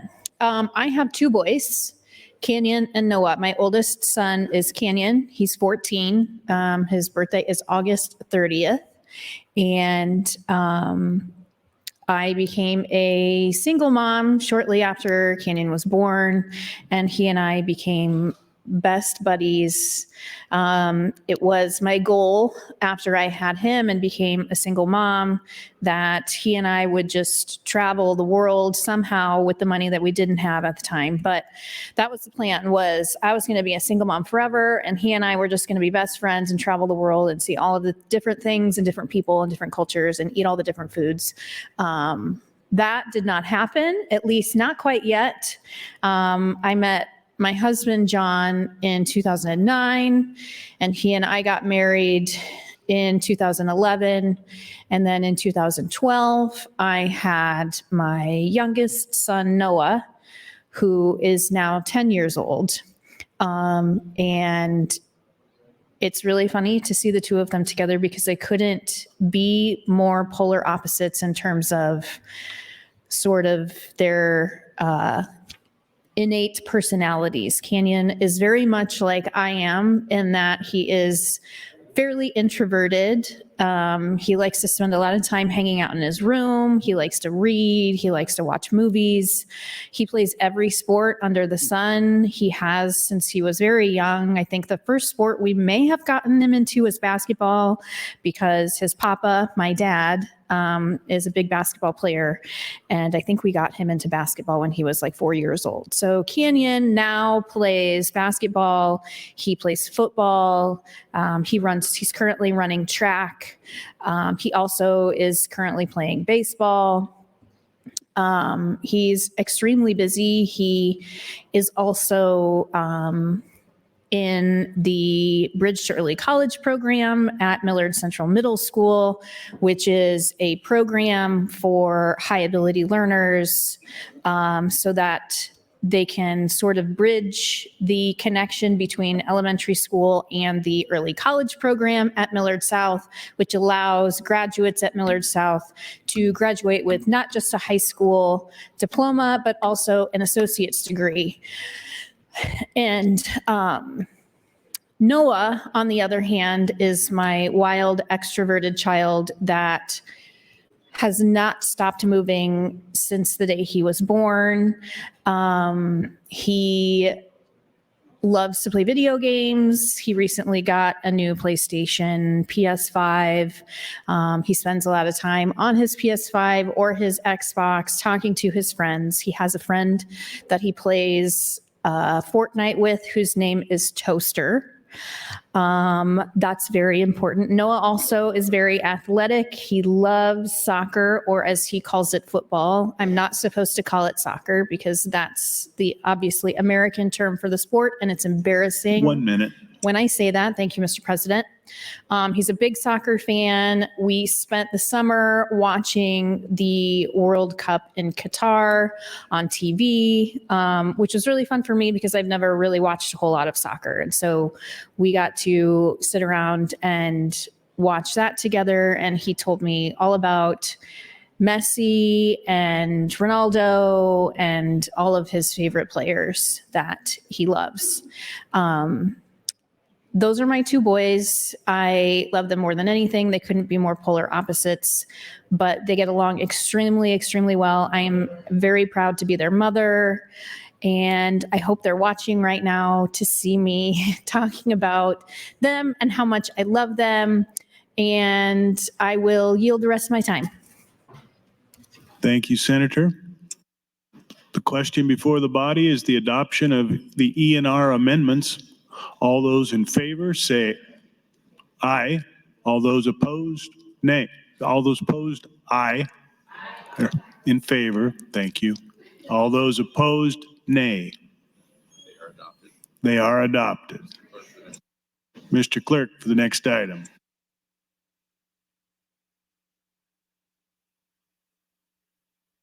The next amendment to LB 775 offered by Senator Lowe, AM 813. Senator Lowe, you're recognized to open. Thank you, Lieutenant Governor. I would like to interrupt this discussion to annoy you and make things generally more intriguing with the bill before us tonight and the amendment AM 813. We have been discussing LB 775 this evening,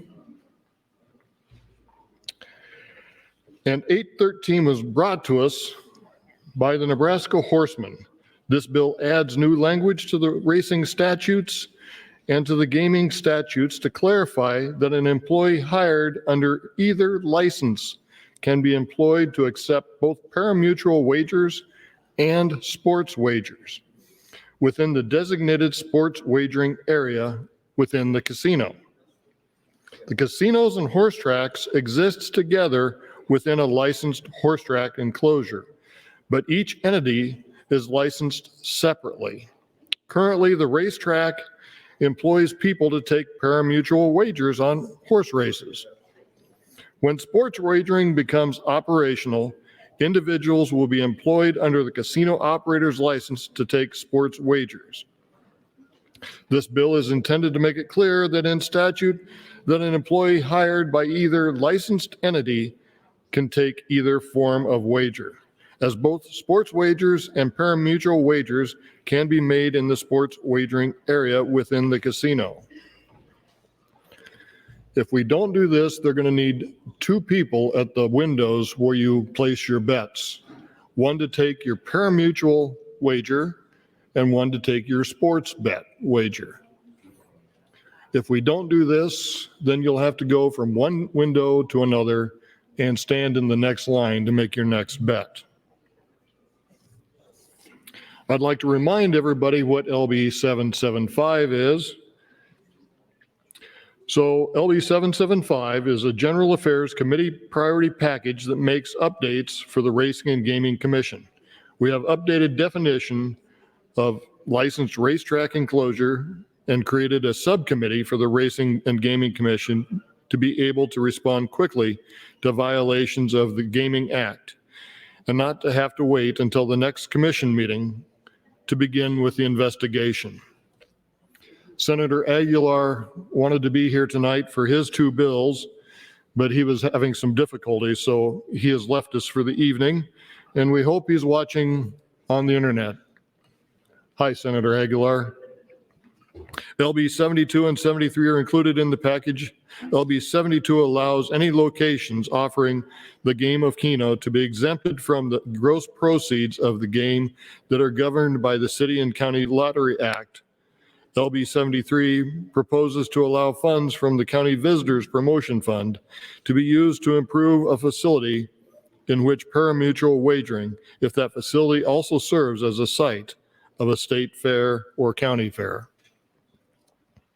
The last bill included in this package is Senator John Kavanaugh's LB 232, which is to allow Keno to be played in a digital format, but only within the walls of the Keno location. There is also a $200 limit on the amount a player is able to wager in a single day, either with cash or with a debit card, or a combination of both.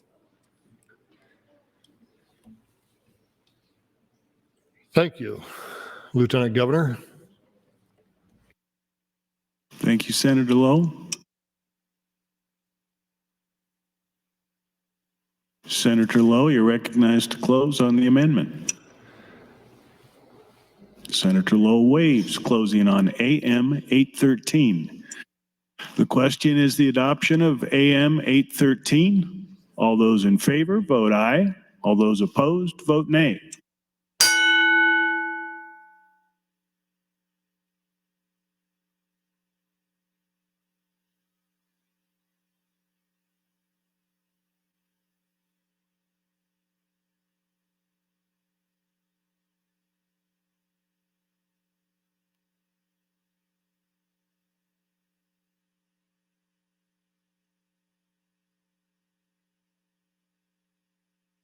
Record, Mr. Clerk. 32 ayes, 1 nay on the adoption of the amendment. AM 813 is adopted. Mr. Clerk. Mr. President, the next amendment from Senator Conrad, AM 1178. Senator Conrad, you're recognized to open. Thank you, Mr. President. This is the amendment that I flagged for y'all earlier. This is an amendment from LB 775 that I introduced earlier in the session. We had a great hearing before the General Affairs Committee. It was brought to me by a constituent business owner who runs some bingo parlors in Nebraska, and he had done the hard work to work with the Department of Revenue and other stakeholders to basically bring forward a technical update to kind of catch the law up to the technology in terms of how bingo was played. There's no fiscal note. There was no opposition. I flagged it for Senator Lowe. I'm happy to answer any questions, but would appreciate your affirmative vote in support of this measure. Thank you, Mr. President. Thank you, Senator. Senator Conrad, you're recognized to close on AM 1178. Senator Conrad waives closing. The question is the adoption of AM 1178. I didn't hear. All those in favor, vote aye. All those opposed, vote nay.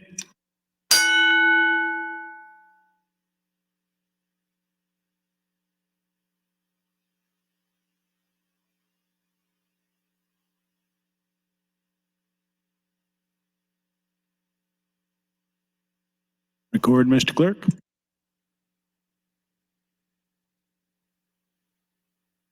Thirty yeas, 1 nay on the adoption of the amendment.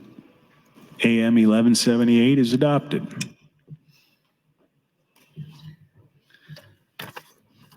Senator Michaela. Mr. Clerk, for motion. Excuse me. Mr. President, Senator Helmut moved to indefinitely postpone LB 775. Senator Halloran, you're recognized to open. I'm sorry.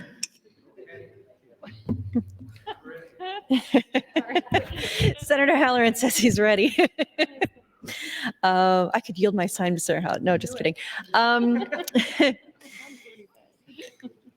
This is another one of those protective motions that after we changed the rule that Senator Erdman introduced, that made it so we can only introduce 3 motions, one of each kind, on each bill per day. And seeing that that rules change probably had the votes, Senator Conrad, Senator Michaela Kavanaugh, and I spent the weekend drafting these motions for every bill, making sure that they were in order, because we knew that this was a lot of chores for the clerk's office to do, honestly, and we really appreciate their help and just making sure that those were filed, because we know that's not easy work. And this is one of those motions. I know that a couple senators, Senator Lowe and Senator Slama, realized, I don't know when, of course I don't know when they realized, but sometime in the middle of that rules debate, they started drafting and filing motions on bills that were scheduled for that day.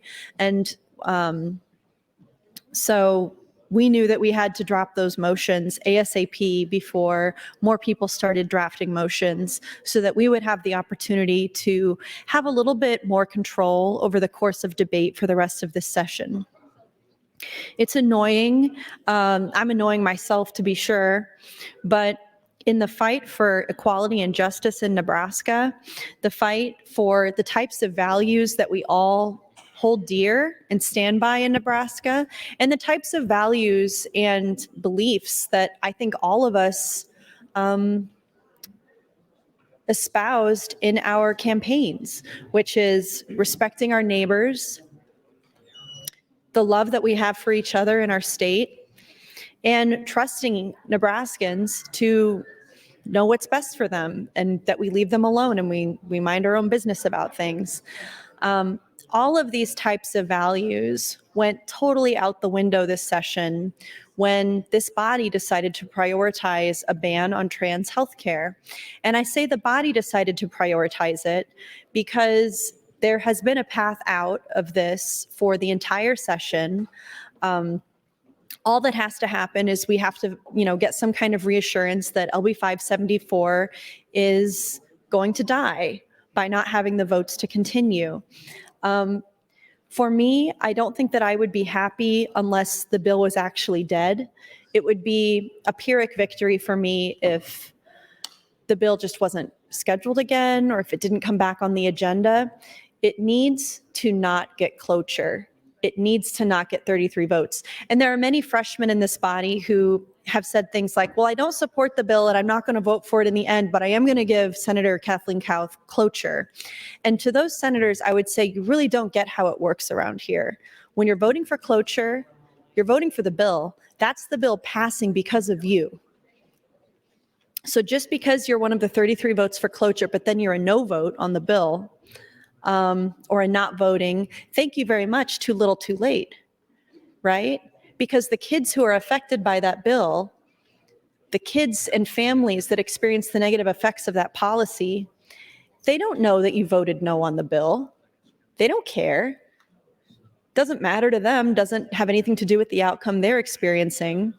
So what that tells me, senators, when you vote yes for cloture and no on the bill, it's you doing something so that you can sleep at night, essentially, and you don't think that you're one of the bad guys.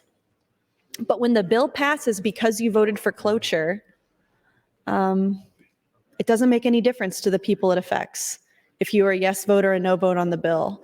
That's not what history remembers. History doesn't actually remember any of us. When we're out of here, no one's going to think about us ever again. But we are going to leave the legacy of the votes that we took. And for you, that's a vote for cloture on LB 574. That's going to have a lasting effect on this state. Denying trans youth access to puberty blockers and hormone therapies can have serious consequences for their mental health and well-being.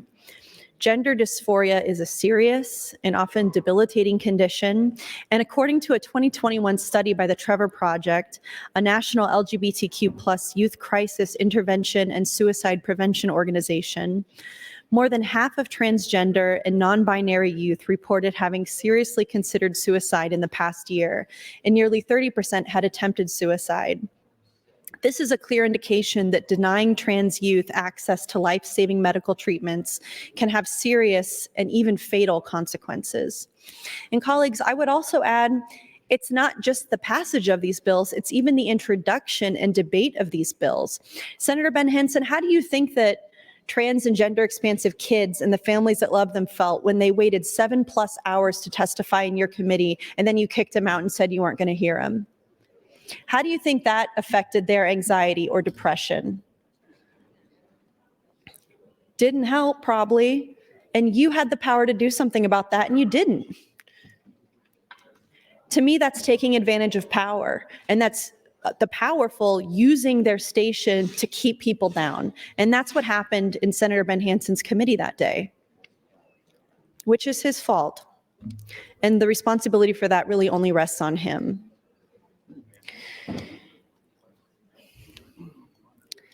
We know from LGBTQ plus organizations around our state that work with youth in crisis, who work on suicide prevention, that the day of the hearing where Senator Ben Hanson didn't hear everybody who came to speak, didn't give them a platform at all, and on the day that we discussed the bill here on the floor a couple Thursdays ago, the calls to these crisis centers from LGBTQ youth in Nebraska spiked, skyrocketed. And if that bill had been kept in committee where it belongs, I mean, someone can have a harebrained idea. Someone can certainly have a bigoted, discriminatory, hateful idea and put it in a bill and get it drafted. But for it to come out of committee, get a priority, get 8 hours of debate, and by the way, now it's getting 8 hours of debate on every other bill that we have before us in the legislature. It's getting a very extensive debate because that's your favorite thing. To have that happen is unprecedented, and it's beneath the work that we're doing here. You are the ones who have said that this is your priority. You are the ones who said that you would rather sacrifice this whole session than not be discriminatory and hateful against children. That's the deal that you made. Parental support always plays a super crucial role in the treatment of gender dysphoria in trans youth. The American Academy of Pediatrics has stated that parental support is one of the most important factors in the health and well-being of transgender and gender diverse youth. By denying trans youth access to medical treatment, politicians are effectively denying them the support and care of their own families, which can be devastating to their emotional health and well-being. Conservative arguments against trans youth accessing puberty blockers and hormone therapy are based on a lack of understanding of what gender dysphoria is. It's based on prejudice, it's based on fear, and it's based on ignorance. It's important to remember that these treatments aren't experimental, they're not untested, they're safe, and they're widely accepted as the standard of care for trans youth by every major medical organization. Denying trans youth access to these treatments is not only unethical, but it also goes against medical best practices and can have serious and life-threatening consequences. Thank you, Mr. President. It's also worth noting that many of you who oppose trans youth accessing life-saving medical health care, you do so under the guise of protecting children's rights, saying that you're protecting the rights of these kids, but denying them access to life-saving treatments and care isn't protecting their rights, it's infringing upon their rights. It's doubling down on the hate and discrimination and bigotry that they experience in their own lives, and they're seeing it come from the very top of the halls of power in this state. Thank you, Mr. President. Thank you, Senator Hunt. Pursuant to Rule 6, Section 5D, Senator Lowe, you're recognized to respond. Thank you, Lieutenant Governor. I'd like to just give a little refresher here on what this bill, LB 775, is. So, LB 775 is a combination of bills. It is LB 775, LB 72, LB 73, LB 232, and now Senator Conrad's bill for bingo. I don't have that LB in front of me, but I'm sure it will come to me soon. LB 775 has some tweaks that were expected last year when we passed the Horse Racing and Gaming Commission bill.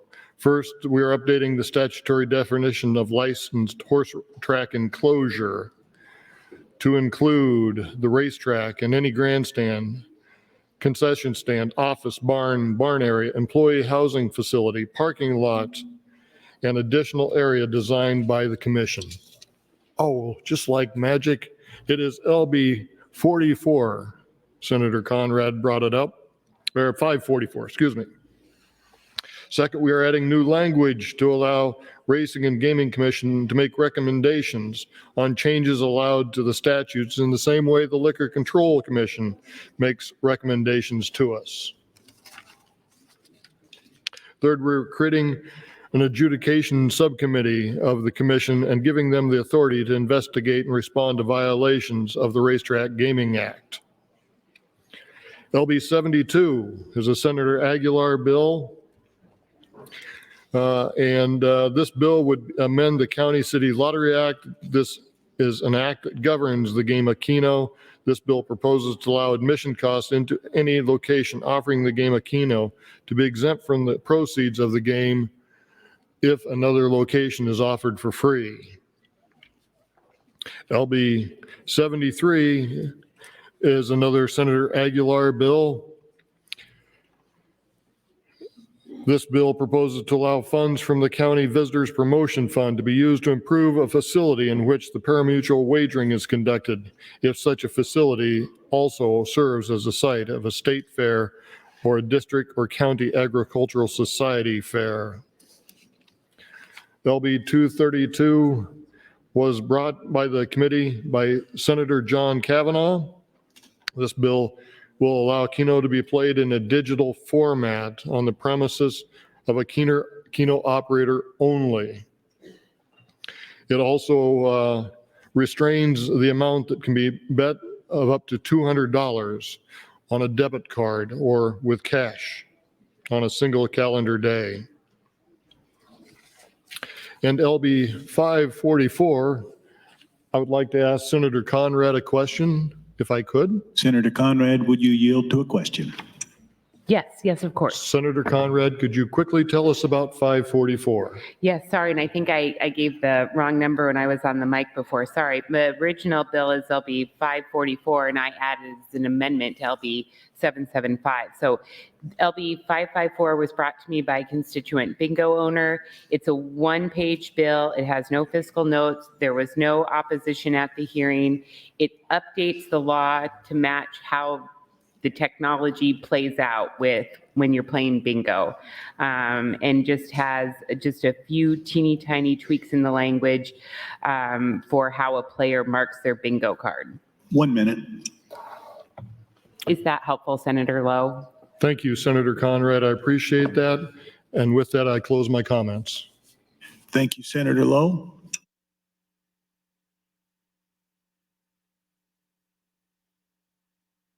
Mr. Clerk, for a motion.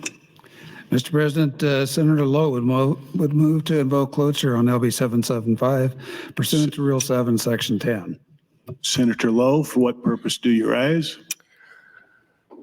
Please vote green on 775 and no on 851.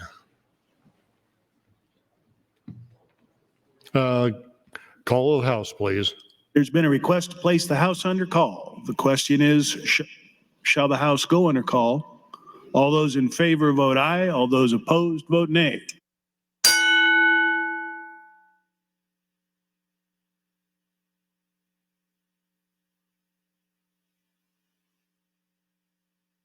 Record, Mr. Clerk. 20 yeas, 5 nays to go under call. House is under call. Senators, please record your presence. Those unexcused senators outside the chamber, please return to the chamber and record your presence. All unauthorized personnel, please leave the floor. The House is under call.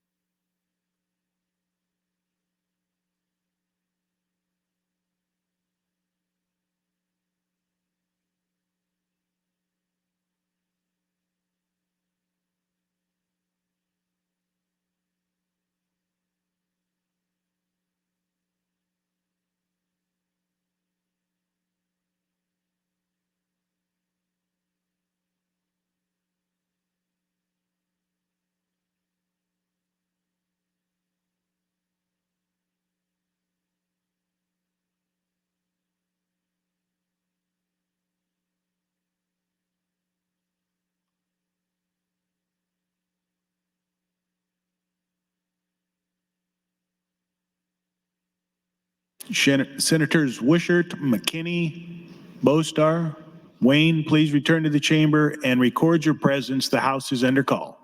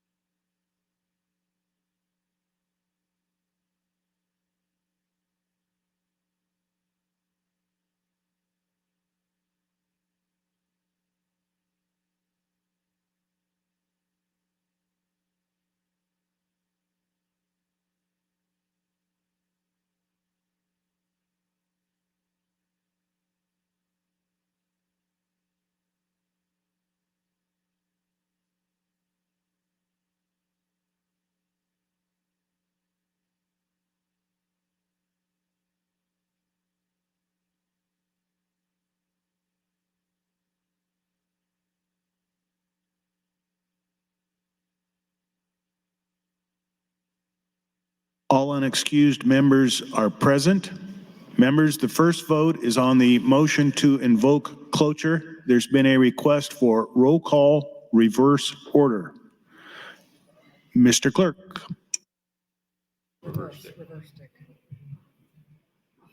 Senator Wishart. Voting yes, Senator Wayne. Voting yes, Senator Walls. Voting yes, Senator Von Gellern. Voting yes, Senator Vargas. Voting yes, Senator Slama. Voting yes, Senator Sanders. Senator Sanders. Voting yes, Senator Reapy. Voting yes, Senator Raybold.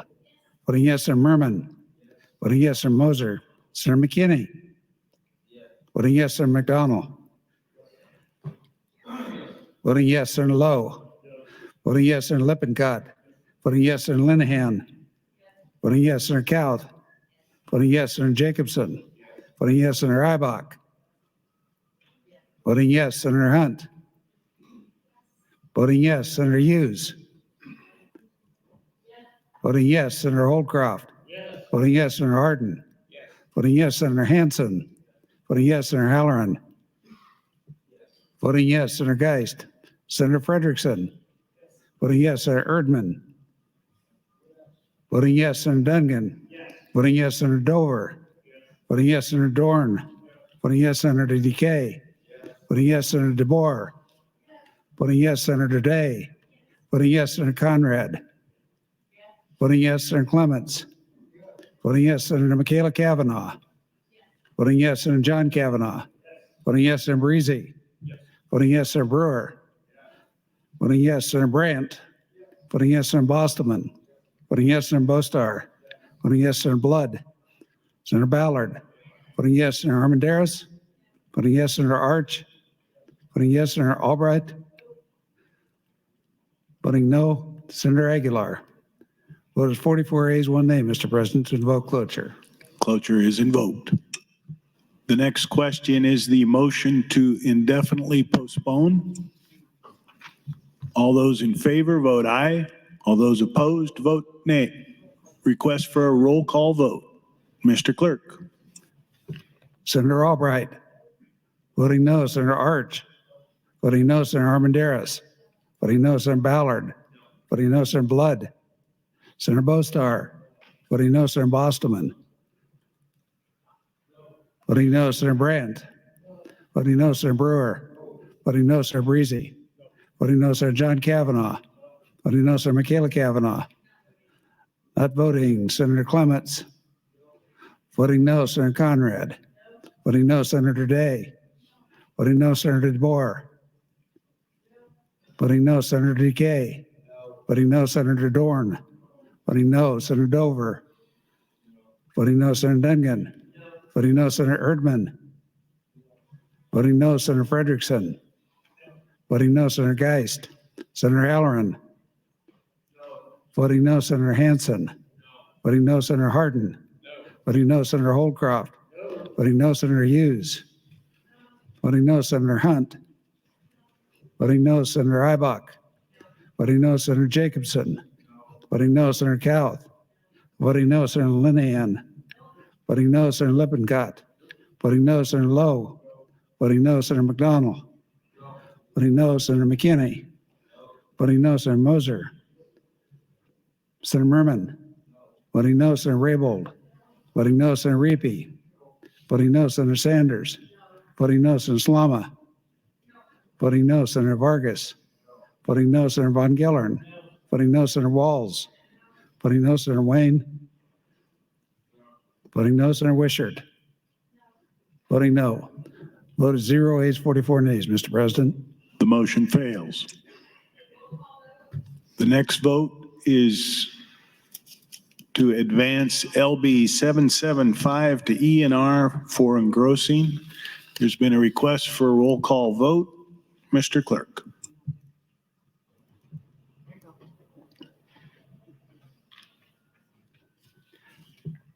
Senator Albright. Voting no, Senator Arch. Voting yes, Senator Armendariz. Voting yes, Senator Ballard. Voting yes, Senator Blood.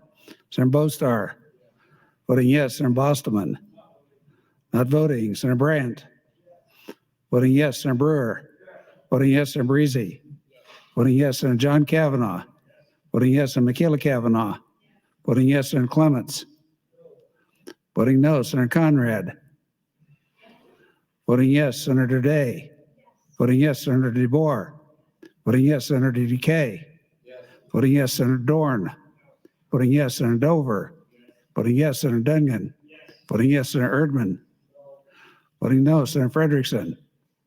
Voting yes, Senator Geist. Senator Halloran. Voting no, Senator Hansen. Voting yes, Senator Hardin. Voting no, Senator Holdcroft. Voting no, Senator Hughes. Voting yes, Senator Hunt. Not voting, Senator Ibach. Voting yes, Senator Jacobson. Voting yes, Senator Cowth. Voting yes, Senator Linehan. Voting yes, Senator Lippincott. Voting no, Senator Lowe. Voting yes, Senator McDonald. Voting yes, Senator McKinney. Voting yes, Senator Moser. Senator Merman. Voting yes, Senator Raybold. Voting yes, Senator Reapy. Voting yes, Senator Sanders. Voting yes, Senator Slama. Voting yes, Senator Vargas. Voting yes, Senator Von Gellern. Voting no, Senator Walls. Voting yes, Senator Wayne. Voting yes, Senator Wishart. Voting yes. Vote is 35 ayes, 8 nays, Mr. President. LB 775 advances for E&R engrossing. The call is raised. Mr. Clerk. Mr. President, next bill, Legislative Bill 296. First of all, Senator, I have E&R amendments. Clear the queue.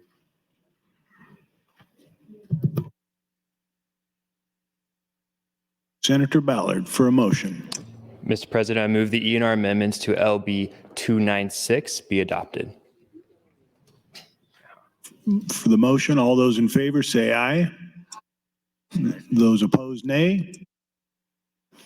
The E&R amendments are adopted. Mr. President, Senator Frederickson would move to amend with AM 1179. Senator Frederickson, you're recognized to open on your amendment. Thank you, Mr. President. So it is 8:29, and the rumor is after 8 p.m., magical things happen in this chamber. And I think this is one such magical thing because this is the pet insurance bill that we have all been waiting for and have been excited to talk about. And I am really excited to introduce AM 1179 to this bill, which adds LB 256 to LB 296. So I chose to designate LB 256 as my personal priority bill this session, and I'm grateful to find this avenue to move the bill forward. And I first want to say thank Senator Ballard for agreeing to this friendly amendment. I also want to thank Speaker Arch for allowing this to be amended into one of his priorities this session. And I want to thank Chair Slama and the Banking Committee for advancing this bill. And in addition, I want to give a special thanks to Senator Brewer for being the original introducer to LB 256 this session. And as you can see, moving forward, this bill has truly been a team effort. So what does AM 1179, or as it was originally written, LB 256 do? So AM 1179 requires that the reimbursement rate for telehealth services shall at a minimum be the same as a comparable in-person healthcare service. So providing this parity in reimbursement rates is really important in order to ensure access to healthcare services across our state. We know we need more healthcare workers. Too often, patients have lengthy delays in healthcare services that could be offset by telehealth access, but providers have less incentive to expand telehealth services due to uncertainty in reimbursement rates. Parity will help ensure access to telehealth services for Nebraskans. So I learned firsthand the benefits of telehealth during the pandemic when I was providing telehealth services for the first time myself.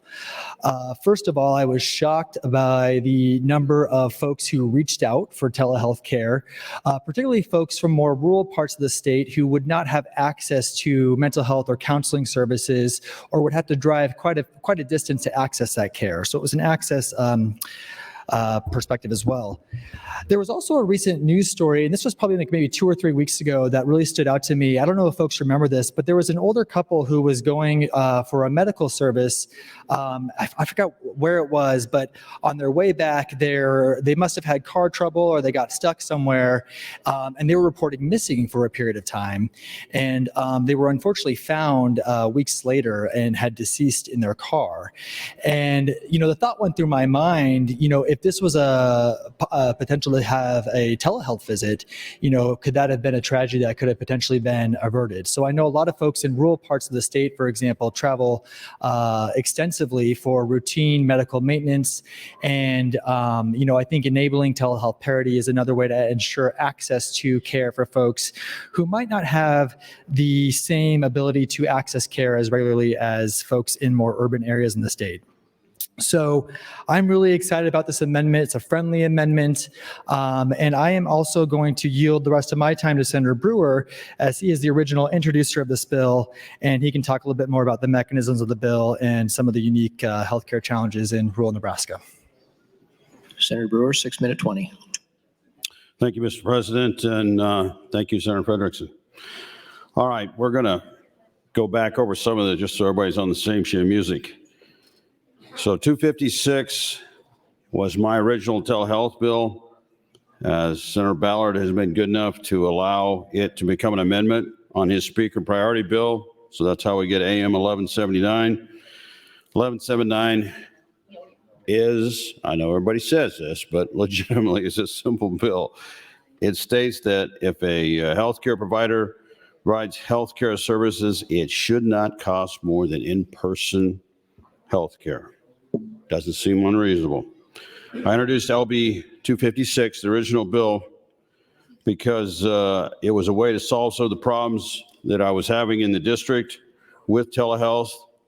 And this would provide an avenue to be able to have a fair way to have telehealth. And what folks need to understand, what Senator Frederickson says is very accurate in that telehealth took off during COVID. And it was really kind of how telehealth flourished. The problem was insurance figured out that this was a way to make money. How you can charge more for telehealth than in-person visit is kind of reflecting some of the reasons why this bill is absolutely necessary. I would ask that you understand that for very remote regions of Nebraska, telehealth has become not a needed part of medical care, but an essential part. In some cases, it's the only way to get health care in the remote areas of central and western Nebraska. So The bill simply says that you cannot charge more for your in-house visits than your telehealth. With that, I would ask for your support on AM 1179 and thank both Senator Ballard and Senator Frederickson for their support and help on this. Thank you, Mr. President. Senator Slama, you're recognized to speak.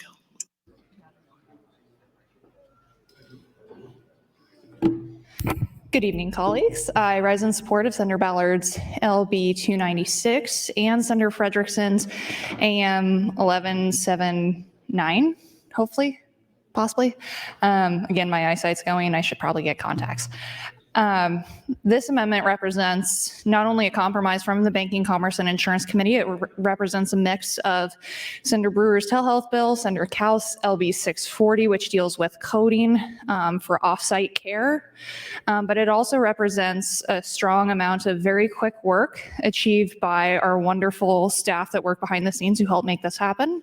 My wonderful legal counsel, Joshua Chrysler, bill drafters, Logan, really took this by the horns when we realized that Senator Ballard's bill would be up and that there was interest in attaching LB 256 and LB 640 to this bill. They moved very quickly, and I'm very grateful for their efforts. This was really a team effort by all, and I think this represents a solid compromise and a great step forward to ensure access to healthcare, whether you're seeking it in a very rural and remote part of the state or in an urban area where you just can't take off of work during the day. So with that, I'd like to yield the remainder of my time to Senator Ballard. Senator Ballard, 3 minutes 30. Thank you, Senator Slama. I'd like to thank Speaker Arch for his willingness to allow this amendment. AM 1179 on LB 296. And I'd like to thank Senator Frederickson for his work and getting this accomplished. It's always a unicorn of a feat when you can get the insurance industry, the hospitals, and a couple of senators to agree on an issue. So I'd like to thank Senator Frederickson, and I'd yield the remainder of my time to the chair.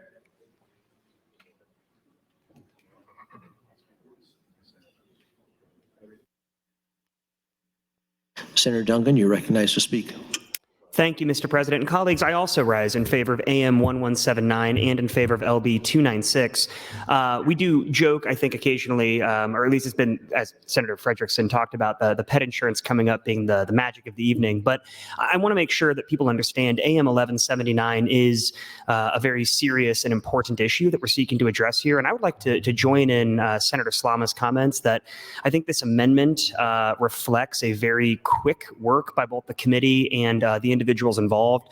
It also reflects, I think, a lot of compromise where we've reached some very reasonable conclusions based on the combination of a couple of different bills to put them into this amendment. And I think that it's actually very impressive when something can happen so quickly and you get so many different people to agree. And so I just want to speak to any of my colleagues that are listening. This is a very, very impressive work by the people who worked on this amendment. I want to also thank the insurance companies for coming together with the other folks on this for finding some compromise on how AM 1179 could be written. I know there were some tweaks and modifications to both of the underlying bills that were ultimately folded into that. But it sounds like everybody who was a part of this, Senator Brewer, Senator Frederickson, Senator Ballard, Senator Kauth, were all parts of the conversation throughout the entirety of the modifications of this. And ultimately, I think the AM we reached here with 1179 is a good amendment. And so I would also just echo, as somebody who was on that committee, we heard in these hearings with regards to telehealth, the need for it. I think we all, as everybody pointed out, during the pandemic, we all know that escalated in terms of its need, but we heard stories about folks in rural communities who absolutely need to utilize these telehealth services, and we want to make sure that providers are getting reimbursed appropriately for that. And we want to make sure that there's a continued effort to provide telehealth services across the state. Currently, people are benefiting that both for physical health as well as mental health, behavioral health services, which have already been provided for parity. And so we're just trying to make sure the statute is clean across the way. So, colleagues, I would urge you to support AM 1179. I think it represents the best of a lot of different bills, and I would urge your green vote. Thank you, Senator Duncan. Senator Michaela Cavanaugh, you're recognized to speak. Thank you, Mr. President. I rise in support of AM 1179 to LB 296. And I appreciate that Senator Ballard has agreed to a compromise for the unicorns forthcoming.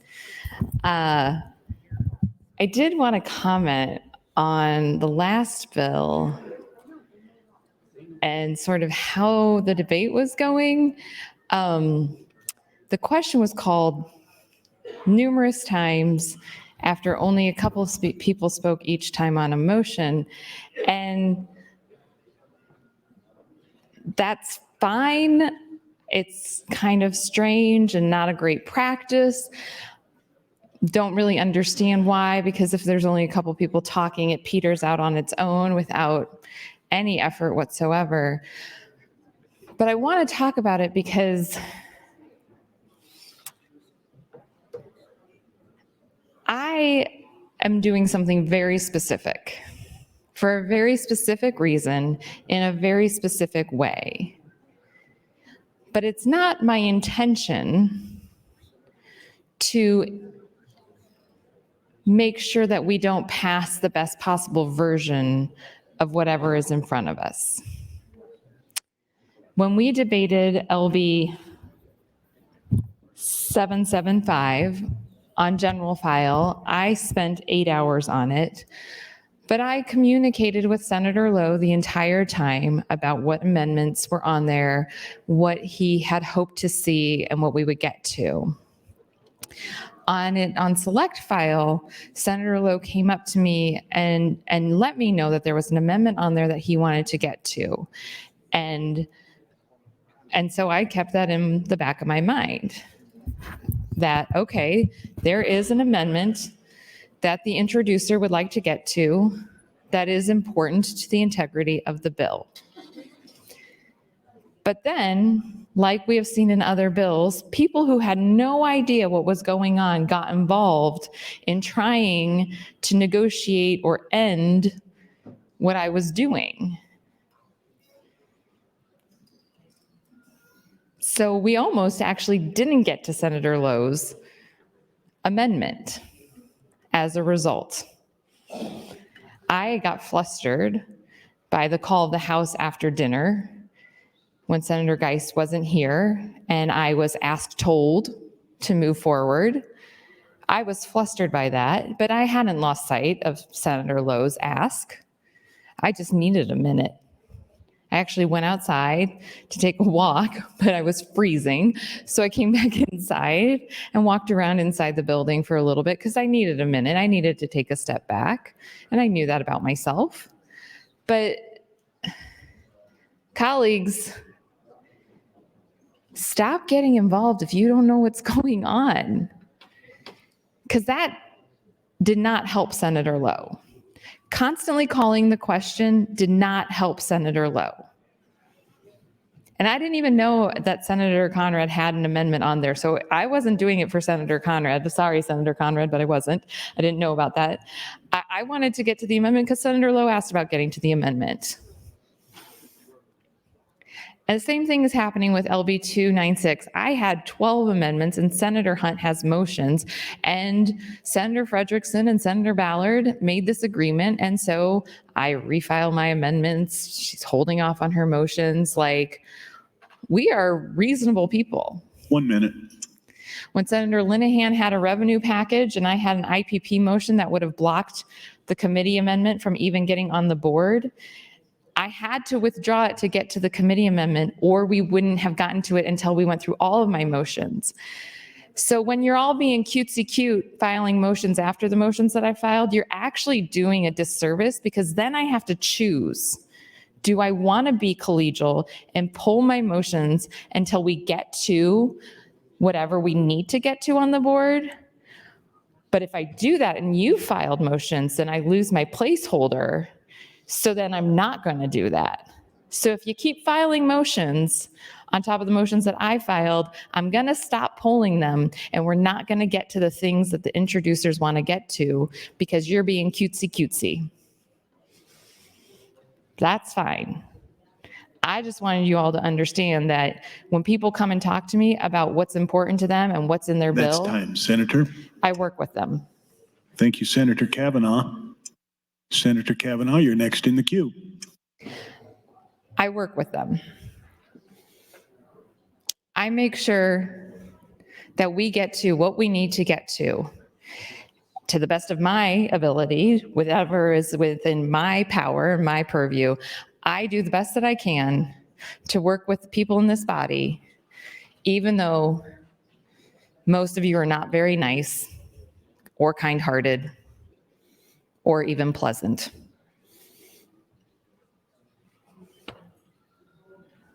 So keep calling the question. It's just going to muck things up for your colleagues. Thank you. Thank you, Senator Kavanaugh. There's no one in the queue. Senator Frederickson, Senator Frederickson waives closing on AM 1179. The question is the adoption of AM 1179. All those in favor, vote aye. All those opposed, vote nay.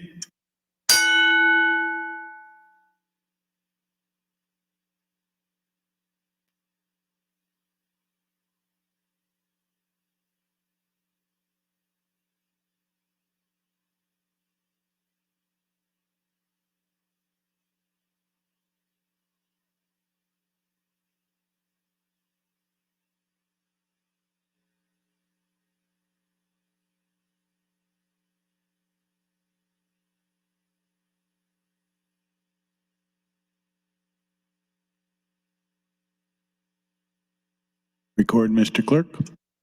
28 ayes, no nays on adoption of Senator Frederickson's amendment. AM 1179 is adopted. Mr. Clerk, for motions. Mr. President, Senator Hunt would move to bracket Legislative Bill 296. Senator Hunt, you're recognized to open.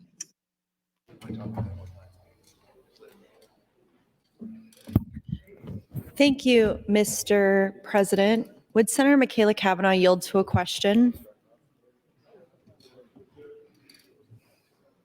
Senator Michaela Kavanaugh, will you yield to a question? I'd be delighted.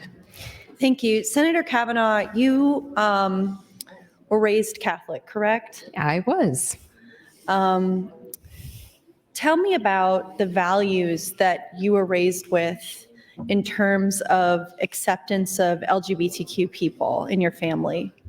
Well, it wasn't explicit, I guess, probably because growing up in the 80s, it wasn't talked about the way it is now.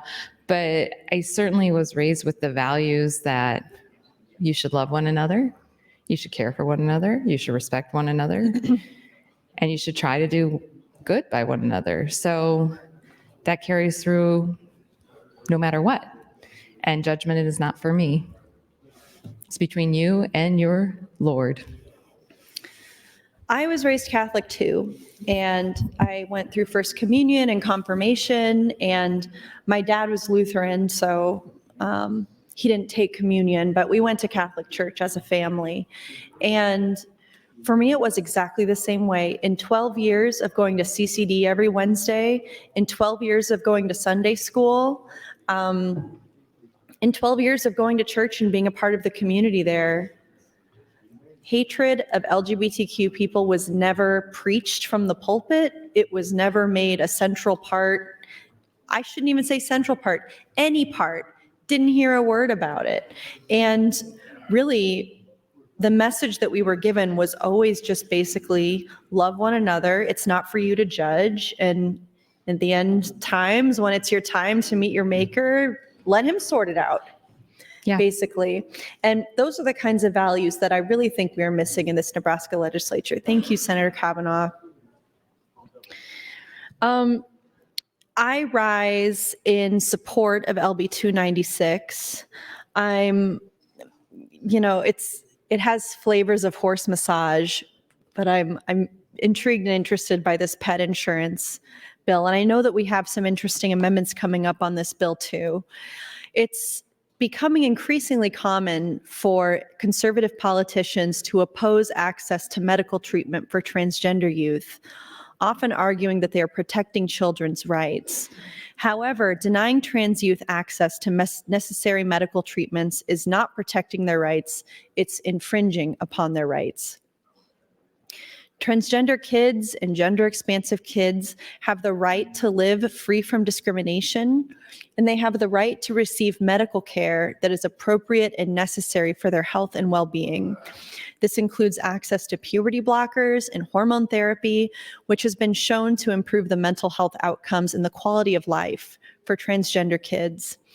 These treatments require many appointments, approvals from mental health professionals, and parental support, ensuring that the decision to begin treatment is not made lightly and it's not made without adequate consideration.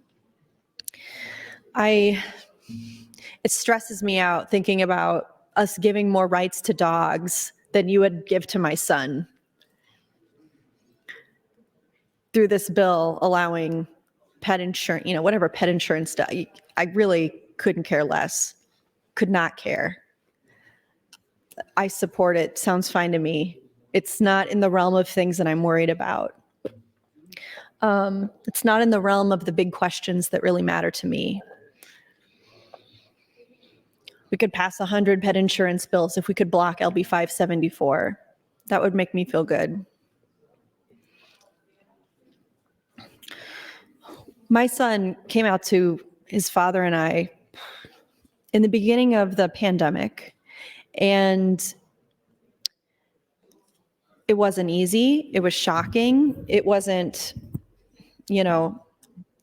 welcome news necessarily. It was, I think we handled it in an affirming way, but also in a realistic way. I mean, in a way that any loving parent would. Any loving, accepting parent who wants the best for their child would. And so it's been a couple years, living this way, that he socially transitioned, that, he started a new school, went into middle school, and has been going through school as a regular boy, has lots of friends, plays sports, which stresses me out since maybe that will soon be illegal too because of Senator Kathleen Kauth and because of all of you, that he'll be denied that opportunity.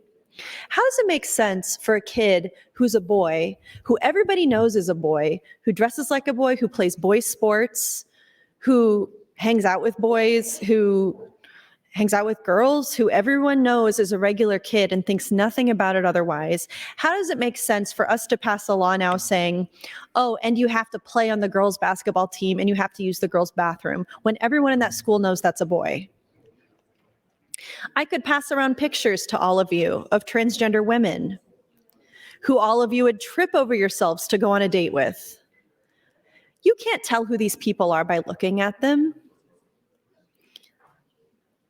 Not always, and if you can, so what? File that under let your God sort it out when we all meet our makers. It's not for you to judge. It's not for you to worry about. Pet insurance is not for me to worry about, not today. I don't really have a strong feeling about it. But does it make me sick that this body wants to give more rights to animals than they want to give to my human child? Yeah. It's part of the reason I'm not talking to any of you. Efforts were made, bridges were built, and then you burned those bridges. And you can back channel to me through Senator Michaela Cavanaugh or Senator Danielle Conrad or any number of ways. But your access to me and my family is cut off because of the bigotry that you have brought into this body. Denying access to necessary medical care perpetuates discrimination against people. And when trans youth are denied access to puberty blockers or hormone therapy, they're basically being told that their parents aren't able to take care of them, their identity isn't valid, and they have to conform to what you want, someone that they don't even know, in a way that doesn't align with who they really are. Do you think that's good for their mental health and well-being? How would you like that? You would never know what that's like. You can't even imagine what that would be like. And you know what? Frankly, neither can I.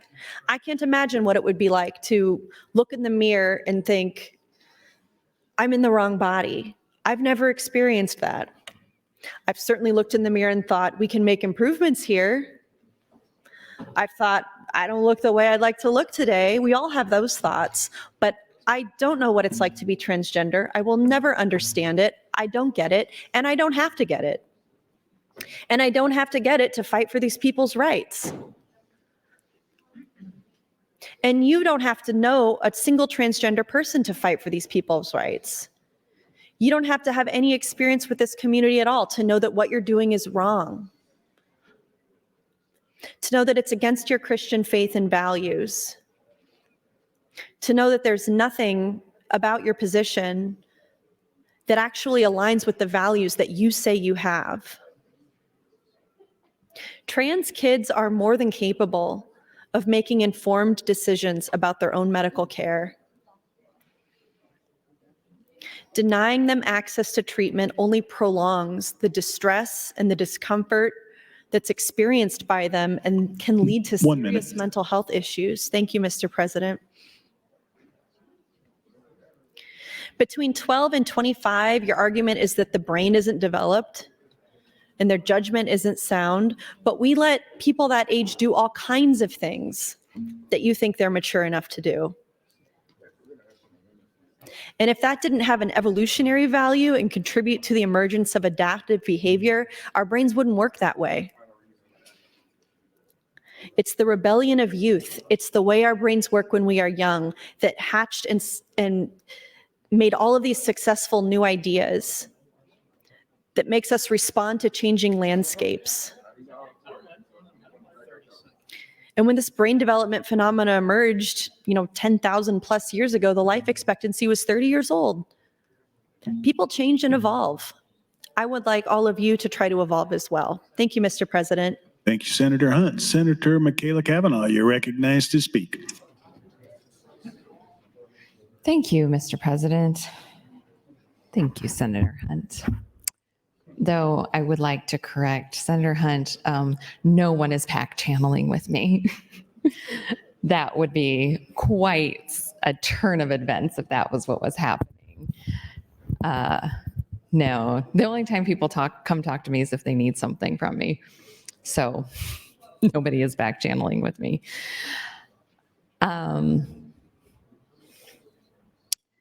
LB 296, the pet insurance bill.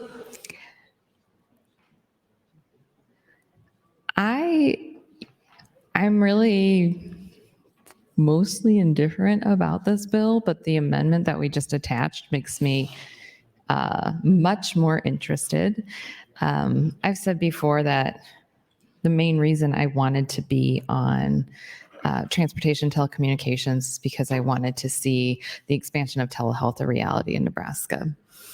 And part of that is through broadband, and part of that is through policies. And so Senator Brewer's bill that Senator Frederickson prioritized, that Senator Ballard agreed would be a good fit to add on to LB 296, is one of the things that does that. It also is quite the collaboration of several colleagues to make something like that happen so quickly. And it's kind of a fun thing to see when we have something like this just kind of fall together real quick, just makes sense. All of a sudden, everything snaps into place and everybody gets on board and just quickly does the maneuvers that need to happen to make it happen. So I'm sorry, Senator Ballard, that I wasn't that interested in your bill to begin with, but I am much more interested in it now because of the telehealth element and the parity. Since the pandemic, we've had a broader interest and investment in telehealth and telehealth parity across the state, and specifically in this body, I think because we saw how well it worked and what a great resource it was for people who are don't have access as readily to healthcare, so to have that telehealth, but also people who have lower mobility or medically fragile, and it doesn't make sense for them to actually go into a doctor's office for some of the visits that can be over telehealth, so that they aren't risking their health to get healthcare. So it really is a great opportunity and option, and I appreciate the body's interest and willingness to move something like that forward. I think we still have a ways to go on telehealth, but at least the parity on the insurance piece is big. Of course, broadband and access is going to be another big thing. And I should be clear that telehealth is actually multiple things. It can be an actual telephone. That's kind of how telehealth started, over the telephone. But it has expanded into more of a digital medium where you can have, I don't know, the different platforms, WebEx, Zoom, Skype. Maybe there's some medical portal that's totally different that I don't know about. But you can have that version of telehealth as well. And it is helpful for 1 minute. Thank you, for health insurance, for health companies, for healthcare businesses to be able to bill for those things with parity, because it allows them to see more patients. It allows them to cut down on office visits for people who are medically fragile. It creates access and eliminates barriers, but it's not diminished the quality of the healthcare. And so the healthcare shouldn't be treated differently. So all that's to say that I really appreciate it. And I might actually not vote for this bracket motion now because I'm so in love with what this bill has become. Thank you. Thank you, Senator Kavanaugh. Senator John Kavanaugh, you're recognized to speak. Thank you, Mr. President. So I've been listening to the debate. And of course, I supported Senator Frederickson and Senator Brewer's bill that was amended into this bill. And, you know, I've sort of been thinking about the underlying bill itself and not, you know, really don't know what it's about, I guess. Pet insurance is what I know we're on. Reading the committee statement, and there's the part about, let's see, Section 6 places restrictions on pet insurance ability to issue policies and addresses such issues as pre-existing conditions, waiting periods, veterinary examinations, covered pets, prescriptions, wellness, and non-insurance benefits. So I was listening to the debate and looking at that part and thinking about pet insurance just as a concept, and it reminded me of a story that we read about in law school, and anybody who I think took wills, trusts, and estates, or whatever you call it at your law school, probably remembers this story from recently about Leona Helmsley, who was a real estate mogul, and she famously left her entire estate to her cat and wanted to provide for her cat. So I was trying to remember the story, and I was telling a few other senators under the balcony about it, and just Googled it because I couldn't remember all the details. And it brought up this interesting story about a recent story of a woman in Italy from 2011 who adopted a cat, and this woman was left a $13 million fortune to her cat. And the part that I thought was kind of relevant to this is, you know, she was older and lonely, and had the pet, and her health started to fail. She looked for a way to make sure the cat was provided for because her cat was her source of comfort. And so she couldn't find a suitable way. And so she left all the money for the cat's care and then had her nurse take care of the cat. And the nurse didn't even know she was wealthy until she inherited. And then, of course, all these people came out of the woodwork offering to adopt the cat at that point. So I thought that was interesting. And then the story goes on to tell the examples of the it says it puts the cat, the $13 million puts the cat as the number 3 on the list of wealthiest pets, behind Kaloo the chimp, whose owners left him $80 million, and Gunther IV, a German Shepherd who had inherited $372 million from his father, Gunther III, the beloved companion of an eccentric German countess. So Gunther IV is a dog who inherited $372 million from another dog who inherited it from a German countess. And then real estate magnate Leona Helmsley left $12 million to her dog, Trouble, although her human descendants contested and Trouble's pot was cut to $2 million. So I was thinking, the reason I kind of brought this up in the context of pet insurance is, why do people get pet insurance? And it's because people, pets are an important part of people's lives.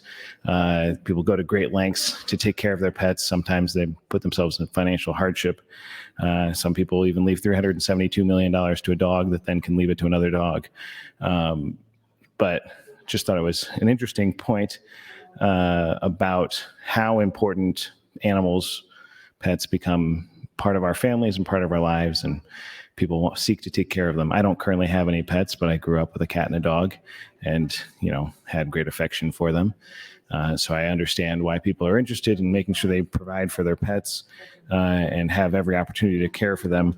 So that's why I brought up that story. I just think it's an interesting, extreme example of the lengths people go to take care of their pets. 1 minute. Thank you, Mr. President. So I'm still thinking about the underlying bill, because I guess I understand the concept of why people want to provide for their pets. I'm still reading the committee statement, and maybe I'll ask some questions later to try and fill in the parts of the bill, what the bill actually does, so I can understand that. But if you have any questions, I'd be happy to talk more about Leona Helmsley or Gunther the third or fourth. Thank you, Mr. President. Thank you, Senator Kavanaugh. Senator Michaela Kavanaugh, you are recognized to speak. Thank you. Would Senator John Kavanaugh yield to a question? Senator John Kavanaugh, will you yield? Yes. Well, you said you'd be happy to talk about it, but you didn't mention Augie and Maggie by name, and that you'd be happy to talk about them. I did not mention that I'd be happy to talk about them. Okay. Correct. So Augie, you remember Augie? Yes, I'm familiar. Do you think he had pet insurance? He was, I think, a costly animal. He didn't have that many health problems until the end. Well, actually, even at the end, he just kind of quietly just went under a tree. I remember. Yes. You don't know if he had pet insurance or not? I don't think that he had pet insurance. What about Maggie? I don't think she had pet insurance. Do you think that our parents were irresponsible pet owners? Well, this would be a question for somebody else. I don't know if that was a thing at the time. I was still fairly young when we had those animals. You were in college when they were gone. Well, I wasn't quite paying attention to the financial situation of the pets. Okay. And for the record, the hair color of the pets matches Senator John Kavanaugh. Augie was a cat, and Maggie was a dog. Maggie was a rescue. True. Yeah. And Augie, we got Augie from family friends who had a litter of cats. And they were also a family of redheads. Yes. And Irish and Catholic. Yes. But we are not related to them. No. Only by coexistence in this world. Yes. Okay. You also said that you don't currently have a pet. Correct. Was that you leaving the door open to the possibility of a pet in your household? In like the grand scheme of things in the future, sure, maybe. Not a cat. Does your spouse know about this? Maybe. That in the grand scheme of things in the future, there's a potential for a pet in your household? I'm sure we've talked about it. I know I've talked about it with her. I don't think that there is a pet in the future in your household. Unless you're talking about a fish. Are you talking about a fish? I'm not particularly interested in getting a fish, no. Why not? You have to clean the bowl. You discriminate against fish? They're just, they're not very cuddly, and you have to clean the bowl. Well, you have to clean the litter box. I don't want a cat. Okay. So what pet would you have if you had a pet? A dog. What kind of dog? Oh, I don't know. Well, you're going to have to get pet insurance for the dog. You don't know what kind of dog you want? It's going to be a while before I A can big get a dog or a small dog? If I ever get a dog, it's going to be in a very long time. Okay, but like, do you have a size of dog that you like? Are you a big dog person or are you small? Are you Crash the dog or you Force the dog? Sorry, these are other family members' dogs. I don't have a particular dog in mind. But if you had to go between, okay, you've got Crash, Penzi, and Forrest. Those are the three. Oh, and Paris, but rest in peace, Paris. If those are the 4 different sizes of dogs, which one would you be leaning towards? I think it's dog specific. You had to meet the dog, I guess. Okay, well, I'm partial to Crash. As far as dog specific personality goes, I think Crash is like the gentle giant. 1 minute. But I think I probably would personally go for a smaller dog. Not that you asked. Not that you asked, just pointing out that you did not ask. It's not my time. What about turtles? I don't know. I could see the kids asking for a turtle at some point. You'd have to clean up after them. You'd have to clean their tank. Yeah. You have had a turtle. You've had a lot of pets. A few, yeah. You've had a turtle. You've had multiple turtles. You've had a cat, a dog, a couple of goldfish. One goldfish, actually, I don't know if you remember this, but it jumped out of the fish tank and we found it on Easter morning. I remember that, yeah. That was not the best Easter morning. Okay, so is there any other pet you would entertain?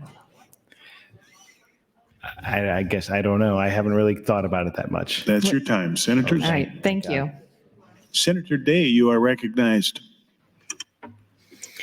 Thank you, Mr. President. Since we're all getting on the mic talking about our pets today on the pet insurance bill, I did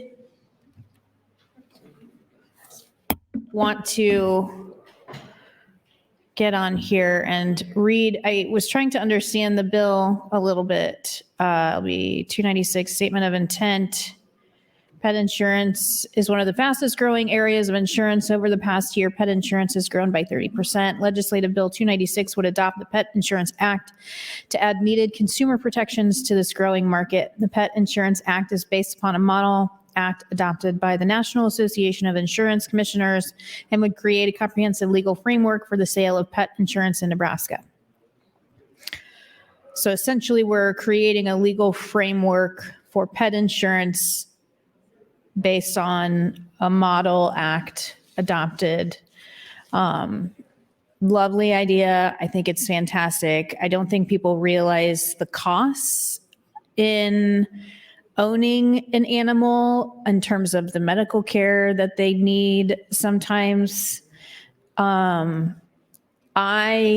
myself have a cat. She is 5 years old. Her name is Shiva.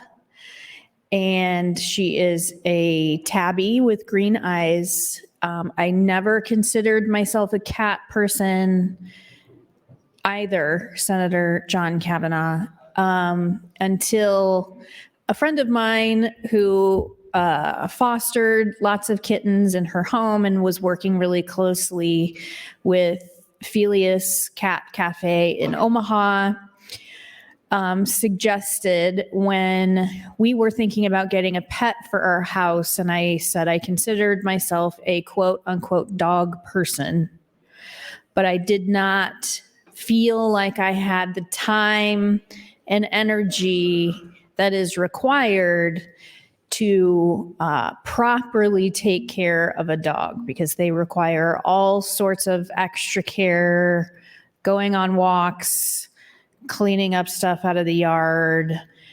And I couldn't do it at the time. This was 2018. We still owned our gym and obviously had 2 kids. My husband, I think at the time, was finishing his master's program at UNO and was also teaching at the time as a TA at UNO. And so we just didn't have the time and energy to take care of the dog. So she suggested looking at getting a cat because my kids really wanted a pet. And I had always thought of cats as very sort of not snuggly, mean, kind of combative pets, and I wasn't really interested. But I quickly learned in visiting the Humane Society and also visiting Felius in Omaha that I was very wrong about cats. And now we have owned her for 5 years. We adopted her from the Humane Society in Omaha. I think we went on one of those weekends where kittens were a reduced price and adult cats were free. We went in. My kids, I think she was in the little cage thing with the glass, and my son Canyon was standing there, and she kind of like leaned up against the glass and kind of like tried to like snuggle him through the glass. Thank you, Mr. President. And so we immediately asked to take her into the little get to know each other room, and she was deathly afraid of us. But at some point did come and sit on our laps. And now we've had her for 5 years, and she is amazing and awesome and super easy to take care of. Cats are a million times easier than dogs. And the kids love her. She plays with the kids all the time. She hasn't ruined any of my furniture like you hear about cats, but she is a fantastic addition to our family.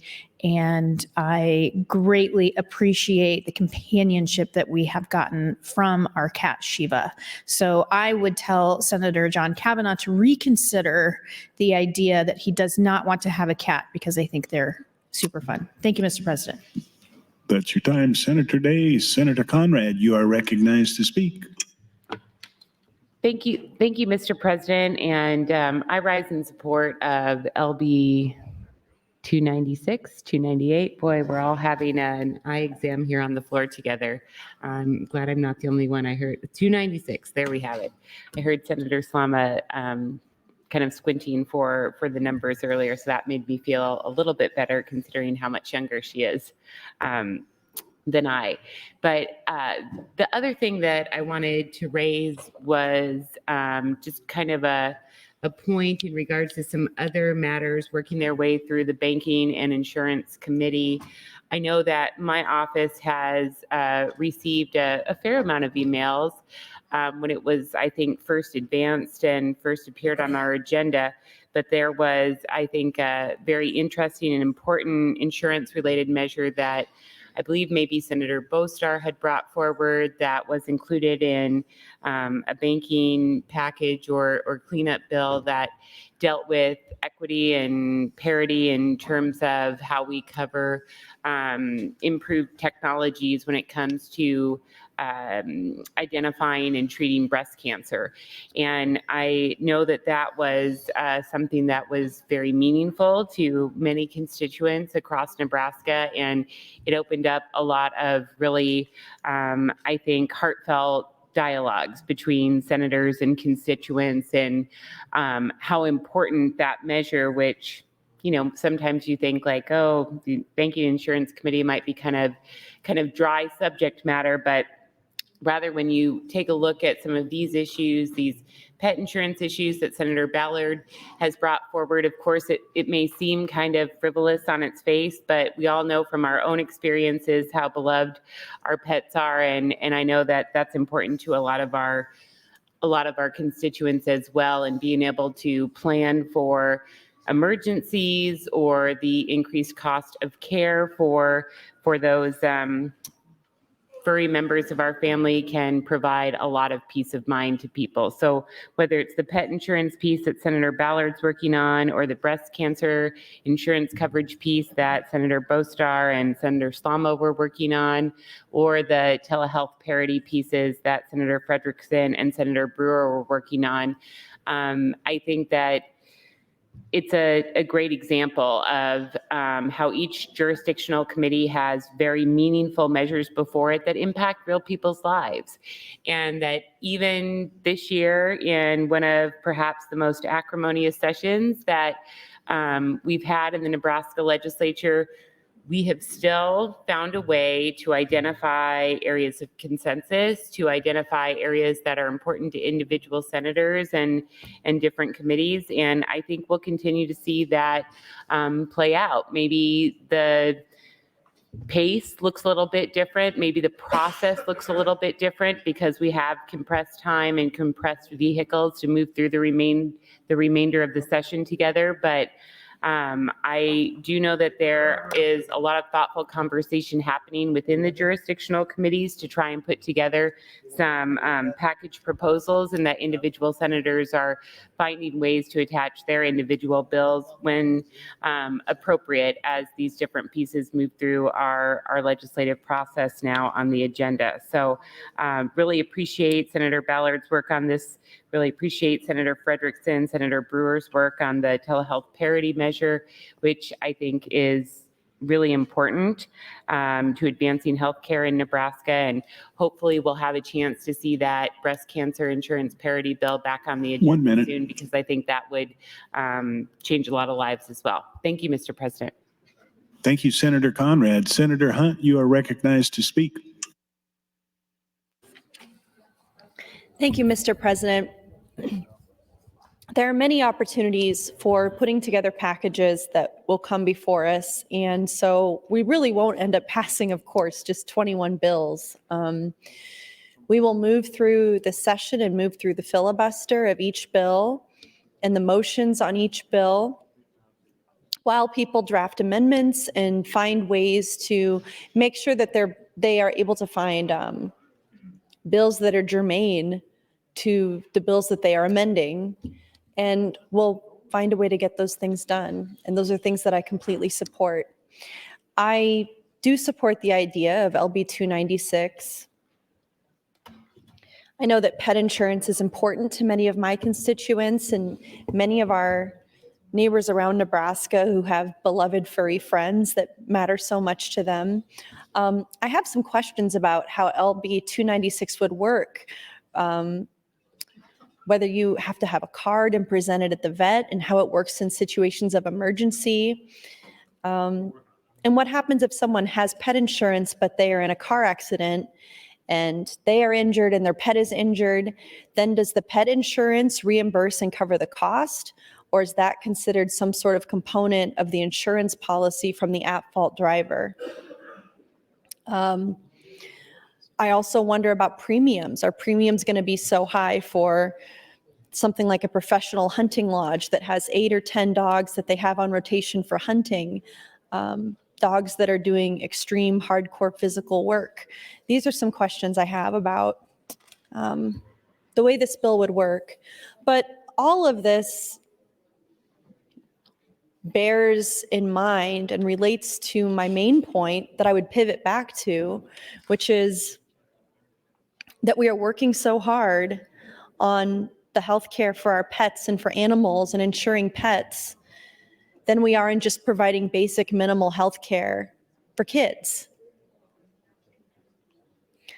So, I've got no problem with LB 296. I won't be able to support it. I'll be not voting on this bill because Senator Ballard is supporting the abortion ban, and I'm not able this session to support any bills that are supported by proponents of healthcare bans in our legislature. I have always been afraid of dogs. Well, I had always been afraid of dogs. And when I started knocking doors the first time I ran for office, knocking a door and then being met by a big, Great Dane or German Shepherd or any dog just jumping up on the door at me, it really gave me a lot of jump scares in the beginning. And it was knocking doors and walking my streets in my district that kind of helped me get more comfortable with dogs, honestly. And I eventually, after several months of knocking doors, got to a place where I felt comfortable petting the dogs and, hugging the dogs. And I started taking pictures with some of the dogs of my supporters. And I used the hashtag on social media, Dogs of District 8. And a lot of people ended up really sort of catching on to that and liking it. And I would be knocking doors of people and they would recognize me and they would say, oh, can we do a Dogs of District 8 picture? And they'd go get their pet and we would take a picture for me to post on Twitter or Instagram or whatever. But it was sort of actually the process of running for office in the first place that desensitized the fear of dogs that I had. 1 minute. Thank you, Mr. President. Somebody asked me recently if I had gotten bitten by a dog or something, and it's not that. Nothing like that ever happened to me, but they just make me anxious because you don't know what they're going to do. They're unpredictable. Are they going to jump on you or lick you or smell bad or bite? I mean, it's just too chaotic for me, and it's not good for me to be around that so much. But running for office desensitized me to a lot of that, and now I love dogs, and all of my staff has dogs and pets, and I've really loved getting to know those animals that matter so much to the people who are close to me. Thank you, Mr. President. Thank you, Senator. Senator Michaela Cavanaugh, you're recognized to speak, and this is your last opportunity. Thank you, Mr. President.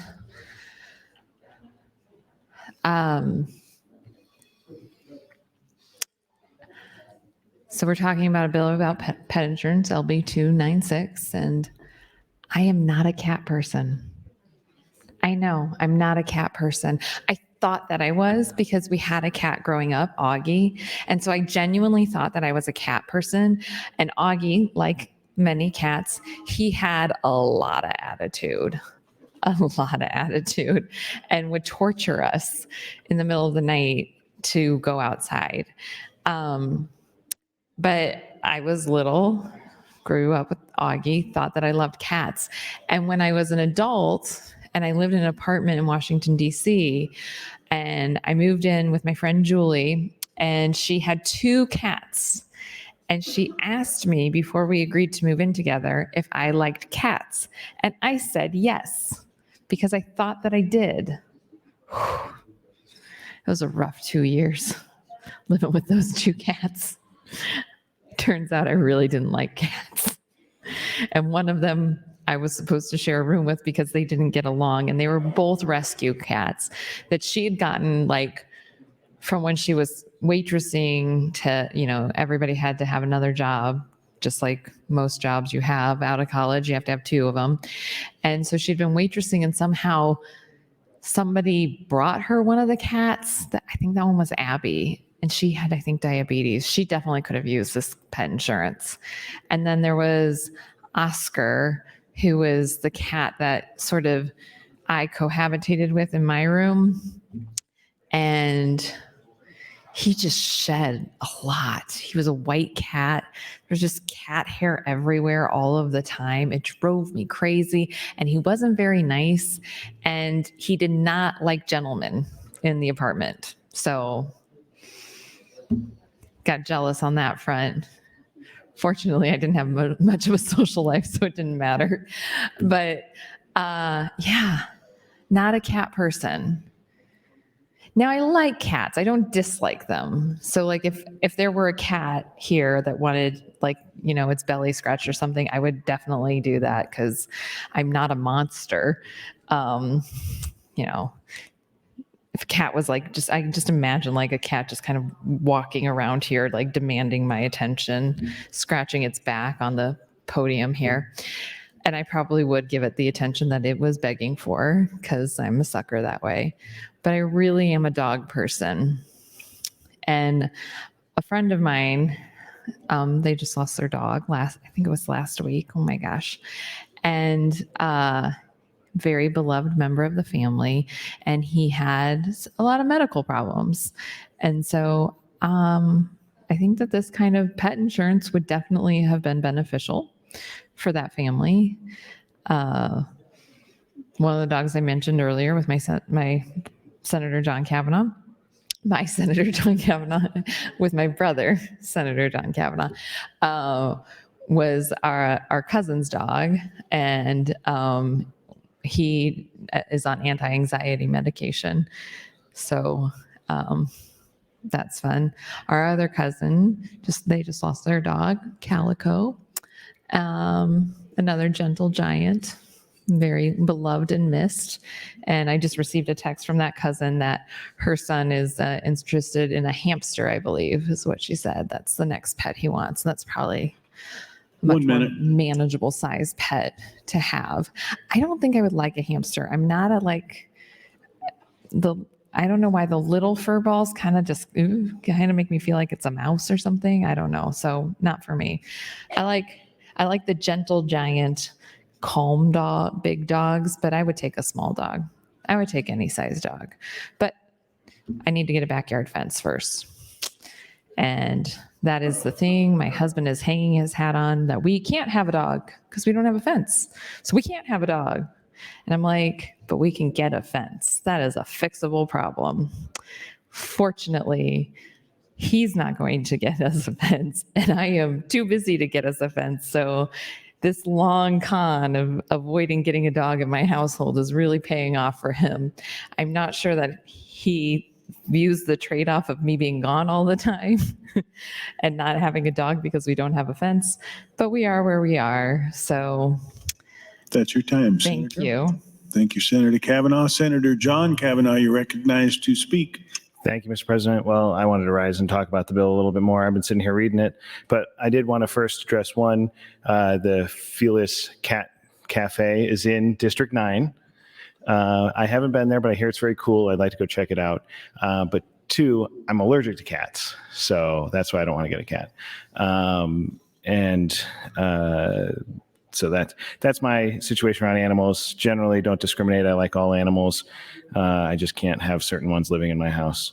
So to the underlying bill, I was sitting here reading it, and I think I've come around to liking it, Senator Ballard, after reading it and getting a little bit better idea of what it does. And the parts I kind of wanted to highlight is there's a specific part on... Let's see, I think it's on the page 2, and talks about disclosures. Nothing in the pet insurance shall prohibit or limit the types of exclusions. But so it kind of lists through, defines a lot of things, and then it goes through and talks about what can be excluded and included and how it to be disclosed. Let's see, I'm trying to find the part I particularly thought was interesting though. About renewals. Let's see, real wellness program. Shoot, I wish I had this prompted up here. And here we go. On page 4, down at the bottom, and it would be section 5(1)(d), and it specifically says whether the pet insurance reduces coverage or increases premiums based on insured's claim history, the age of the covered pet, or a change in the geographic location of the insured. So these are things that need to be pet insurance shall disclose to the consumer. So before you get a policy, you have to disclose a bunch of things, what it covers, how it covers pre-existing conditions, hereditary conditions, congenital anomalies. Those are all defined earlier in the statute. But then it goes through and says it has to explicitly say whether it will change based on claim history. And admittedly, not on business combination insurance. I don't know a whole lot about how the insurance industry works. I would hope there's some kind of clearly stated disclosures for regular insurance, but if anybody's read any disclosures in general, there's, the font's really small and there's a lot of stuff. There is a specification in here that says it has to be in 12-point font, so I appreciate that as well. So there's a lot of clear guidelines that set out. But specifically, the reason I like this is that it is using the power of the government in a narrow way to create a structure under which we can regulate an industry to make sure that people are treated fairly. So we all, we want to stay out of the way. We obviously want to keep government out of people's lives. I'm very much in favor of keeping it out of people's lives in a number of ways, and make sure it doesn't need to be involved where it doesn't need to be involved. But there are certain instances where the government is suited to just create a even playing field when there's a disproportionate relationship. And one of them is these giant companies, insurance companies, who have lots of lawyers creating small language, creating things that are hard to understand and read. It is a disproportionate relationship. And so people give money, but they don't get anything back. They think they're insuring their dog or their cat or their gerbil or their fish or whatever. And they aren't, because it's not a fair system. Somebody told me that, some current systems of pet insurance, you don't get covered. And so I appreciate trying to solve this problem, create a framework. And all it does, I don't think this bill, and Senator Ballard can correct me if I'm wrong, doesn't require anybody to get pet insurance. It doesn't require anybody to do anything. It just, if you're engaging in this industry, you have to do it in a fair way. And so I think this is a great example of a way in which government can set out guidelines to make sure that the level playing field is fair for everybody who participates in it and choosing to participate in that field. So I think that's one of the reasons that this is a good bill, and I'm coming around to it. I'm going to keep reading it because there's a lot of words in here I don't know. So I'll read them, take another read. I see there's some other folks in the queue, but if I read it and something else jumps out at me, I'll let you know. Thank you, Mr. President. Thank you, Senator Kavanaugh. Senator Day, you are recognized to speak. Thank you, Mr. President. I rise once again in support of LB 296 and against the motion to bracket. Before I move on to what I did want to talk about, I promised my son that I would mention a couple more things about him on the mic tonight, because I didn't really get to talk much about my son Noah, who is 10. In addition to being an avid soccer fan and soccer player, and being extremely extroverted and loving video games, he is also very, very bright. He participates in every club under the sun. Any opportunity that he gets to participate in anything, he signs up for it. He participates in art club. He is on the 4th grade student council at his school. He was, I believe, in math club for a while. He is also in the Golden Sower Club for kids who are at a higher level of reading, and they meet before and after school sometimes, and they're reading a special book together. And a very bright young man. His favorite subject is math. But when I asked him what he wanted me to tell everyone, is he wanted me to talk about how funny he is. He is 10 years old, and that kid, since he was a baby, has made me laugh more than any other human being on the planet. And when he was younger, he would get the belly laughs so hard that he would regularly choke on his food and his drinks. He's a hilarious young man. He says the funniest things out of the blue, and he always has. So Noah wants everyone watching to know that he's extremely funny. So again, I support the bill. Pet insurance is extremely important. I think that this will make it more accessible for people to have pets, because sometimes the veterinary care that is needed to take care of our pets can be extremely expensive straight out of the pocket. But I did want to mention one thing, since we are here tonight at 9:30, there's a really critical election happening that was just decided in Wisconsin for the Wisconsin Supreme Court. Milwaukee County Judge Janet Protasewicz won the hotly contested race for the Wisconsin Supreme Court, according to a race call by the Associated Press, defeating former state Supreme Court Justice Dan Kelly. Spending in the campaign shattered the previous national record for a state Supreme Court election. I've been following this for a little while, and I think anybody who follows politics in general has likely understood that this election in Wisconsin is extremely important. The win by Protasewicz comes at a pivotal time for the court and for the Democratic voters who carried her to office. Justices are all but certain to hear a challenge to Wisconsin's pre-Civil War abortion ban, and with a liberal majority, they're likely to consider a law lawsuit that could overturn Wisconsin's Republican-drawn legislative maps. So for anybody watching at home, make sure you're paying attention to what's going on in Wisconsin with the Supreme Court election that happened tonight, because that is going to be an important battleground in the presidential race, but it's also going to be really important in some extremely pivotal cases that will be heard in Wisconsin relative to state rights and to gerrymandering. So that is all I wanted to talk about this time on the mic, so I will yield the rest of my time. Thank you, Senator Day. Senator Erdman, you are recognized to speak. Question. The question has been called. Do I see 5 hands? I do. The question is, shall debate cease? All those in favor vote aye. All those opposed vote nay. Request for a call of the House. And there's been a request to place the House under call. The question is, shall the House go under call? All those in favor vote aye. All those opposed vote nay.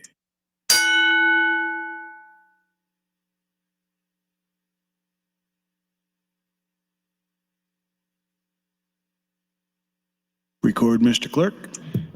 16 nays, 5 nays, place House under call. The House is under call. Senators, please record your presence. Those unexcused senators outside the chamber, please return to the chamber and record your presence.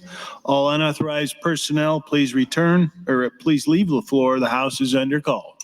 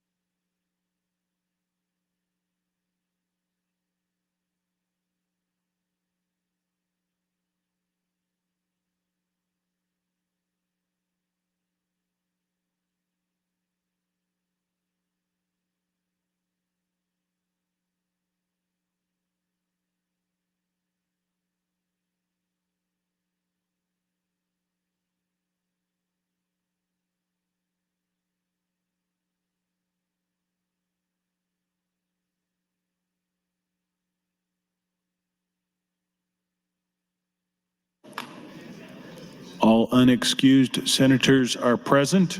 The question is, shall debate cease? All those in favor vote aye. All those opposed vote nay.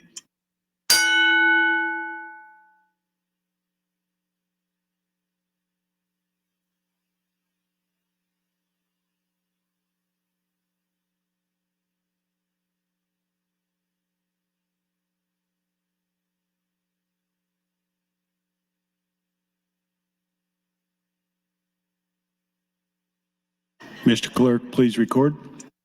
Voting aye, Senators Albright, Arch, Armendariz, Ballard, Bostar, Brandt, Brewer, Breezy, Clemens, Decay, Dorn, Dover, Erdman, Hanson, Hardin, Holcroft, Hughes, Ibach, Jacobson, Kauth, Linehan, Lippincott, McDonald, Merman, Raybold, Sanders, Slama, Von Gillern, Wayne, Wishart. Voting no, Senators John Kavanaugh, Michaela Kavanaugh, Conrad, Day, Frederickson, Hunt, McKinney, Vargas. The vote is 30 yeas, 8 nays, Mr. President, to cease debate. Debate does cease. The question is the bracket motion. Request for a roll call vote. Mr. Clerk. Senator Aguilar, Senator Albright. Voting no, Senator Arch. Voting no, Senator Armendariz. Voting no, Senator Ballard. Voting no, Senator Blood, Senator Bostar. Voting no, Senator Bostelman, Senator Brandt. Voting no, Senator Brewer. Voting no, Senator Breezy. Voting no, Senator John Kavanaugh. Voting no, Senator Michaela Kavanaugh. Voting no, Senator Clements. Voting no, Senator Conrad. Voting no, Senator Day. Voting no, Senator DeBoer. Voting no, Senator Decay. Voting no, Senator Dorn. Voting no, Senator Dover. Voting no, Senator Dungan. Voting no, Senator Erdman. Voting no, Senator Frederickson. Voting no, Senator Geist, Senator Holleran, Senator Hanson. Voting no, Senator Hardin. Voting no, Senator Holcroft. Voting no, Senator Hughes. Voting no, Senator Hunt. Not voting, Senator Ibach. Voting no, Senator Jacobson. Voting no, Senator Kauth. Voting no, Senator Linehan. Voting no, Senator Lippincott. Voting no, Senator Lowe, Senator McDonald. Voting no, Senator McKinney. Voting no, Senator Mosher, Senator Merman. Senator Merman, I'm sorry. Voting no, Senator Raybold. Voting no, Senator Reapy. Voting no, Senator Sanders. Voting no, Senator Slama. Voting no, Senator Vargas. Voting no, Senator Von Gillern. Voting no, Senator Walls. Voting no, Senator Wayne. Voting no, Senator Wishart. Voting no. Vote is 0 ayes, 41 nays, Mr. President, on the motion to bracket. The motion fails. Mr. Clerk, for items. Mr. President, single item, Senator Brandt, amendments to be printed to LB 683. Raise the call. Mr. President, Senator Hunt would move to recommit legislative bill 296. Senator Hunt, you're recognized to open. Thank you, Mr. President. I rise with a recommit motion on LB 296. This is one of the protective amendments that was put on all of the bills for the remainder of the session. And we'll take this motion to a vote. On LB 296, I support the concept. I will be not voting on this bill for two reasons. One, because Senator Ballard is supporting the abortion ban. And I'm not able this session, I keep wanting to say semester, that's why I'm about it. It's driving myself crazy. But this semester, this session, this seminar, today, for the rest of this session, I won't be able to support bills introduced by supporters of the abortion ban. That's a commitment that I made early in this session, and it's one that I'm certainly going to stand by. And what I would also urge and say to people in the lobby is you have to stop giving easy bills to radicals. You have to stop lifting up far-right radicals in this body by giving them wins. And I think it would be good to normalize more of that kind of thing from advocates, from the lobby, and from our colleagues here between each other. On the issue of pet insurance, I was talking about how I had a fear of dogs, not because one bit me, but because they can be kind of chaotic and kind of unpredictable.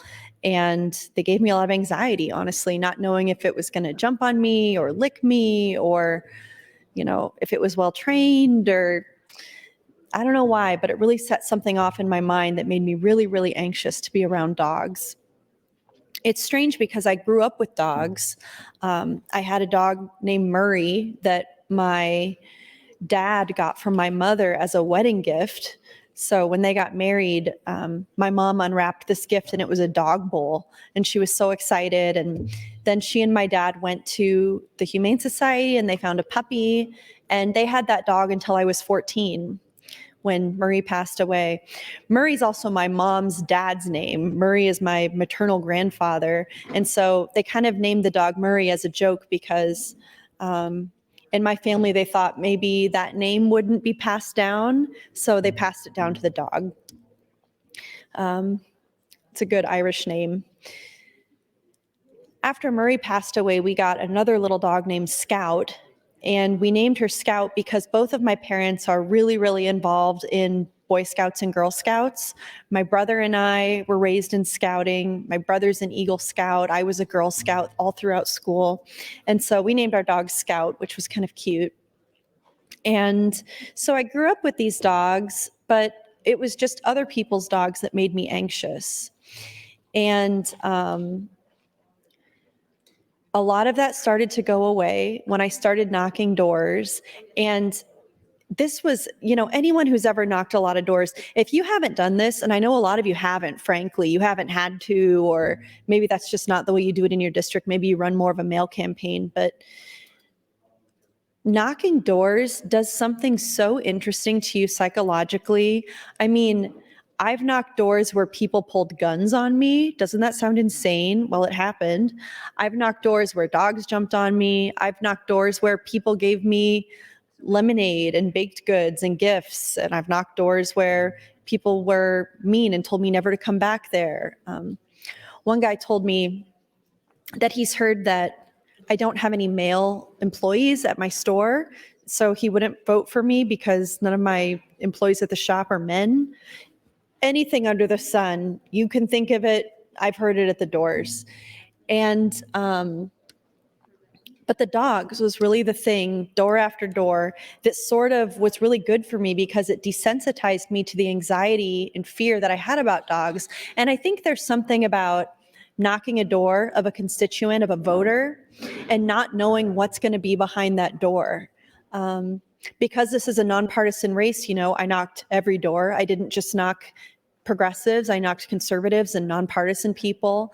And so behind every door, you never knew what you were going to get. Even if you think it's going to be a friendly door, you think you've got an easy list for that day, sometimes you get somebody else who lives at that residence and they're not so friendly, or any number of unpredictable things can happen.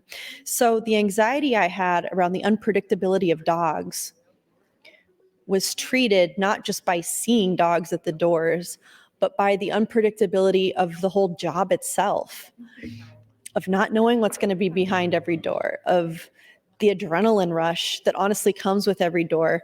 It reminds me a lot of the work we do in this session, in the normal course of business, actually. And it's too bad that freshmen in this body haven't been able to have that experience where we get through maybe 8 or 15 or 20 bills in a day. And it's a really interesting thing when at 9 a.m.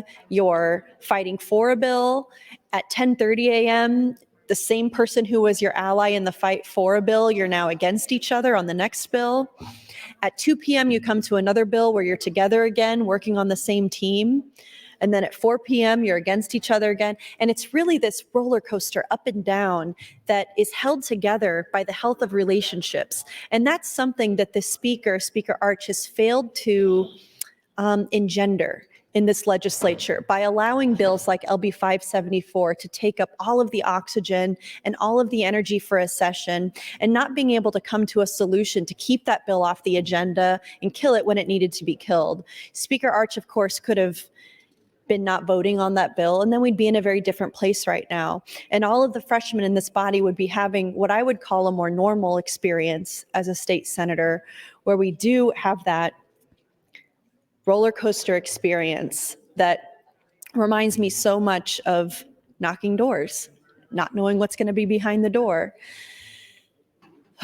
Gives me anxiety just thinking about it. Sometimes I feel like I have PTSD symptoms from it, like just the anxiety of the feeling of walking up to a door, you knock, that person is not expecting you. They probably honestly don't want to talk to you. And you have to convince them to give you their trust to be a representative for them in government. And why would people have trust in government when they see us in the legislature here? They tune in tonight, it's 10 p.m. We're talking about dog insurance. Very nice. This all comes right after we denied healthcare to human children, but okay. That's how we look to people. It's not great. So how do we blame people for not having trust in government, for not having excitement about what we're doing for them? Because I would feel exactly the same way. So if someone came up to my door and said, I'm running for the Nebraska Legislature, I would treat them with massive skepticism before I ran for office and after. And of course, I received that too, and probably a lot of us received that at the doors when we knocked. So the feeling of the adrenaline bubbling up in you as you go to knock a door, and then honestly, one of the most heart attack feelings is when no one answers, because the adrenaline and the anxiety is bubbled up in you so high, and then no one answers the door and it's gone. And it's a relief in some ways almost. And you move on to the next door and it's the same feeling again. And like, it cannot be good for your blood pressure. It cannot be good for your health and your heart health. But when the legislature is at its best, it's the same way. Bill to bill, issue to issue, parts are moving, things are changing, and you don't know what's going to happen day to day. We have a little bit of that. I suppose we always have a little bit of that, but this speaker has really failed in leadership by not giving us the opportunity to have that in this session. After I was knocking doors for a long time, 1 minute. Thank you, Mr. President. I started to not feel so anxious around dogs. And early in the pandemic, when we were home all the time, you know, my son had wanted a dog for a really long time, and I always said no, because we lived in a really like a 600 square foot apartment, and they didn't allow dogs for that matter, but there just wasn't room in that apartment, even if we could get one. So I was always very, very set on no pets, no dogs, especially because we travel so much, and because I'm in the legislature. You know, what am I going to do when I'm driving down here every day? Who's taking care of the dog? So we didn't think it was going to be a realistic thing for our family. Thank you, Mr. President. Thank you, Senator Hunt. Mr. Clerk, for a motion. President, Senator Michaela Cavanaugh moved to reconsider the vote on MO 461, the motion to bracket. Senator Michaela Cavanaugh, you're recognized to open. Thank you, Mr. President. Okay. I'm going to start out by saying, Dad, stop watching. It's late and we're talking about pet insurance. You're not going to miss anything. But thank you also for letting me know that Augie died on Good Friday. That's how I knew that he was watching, because he let me know that our cat died on Good Friday.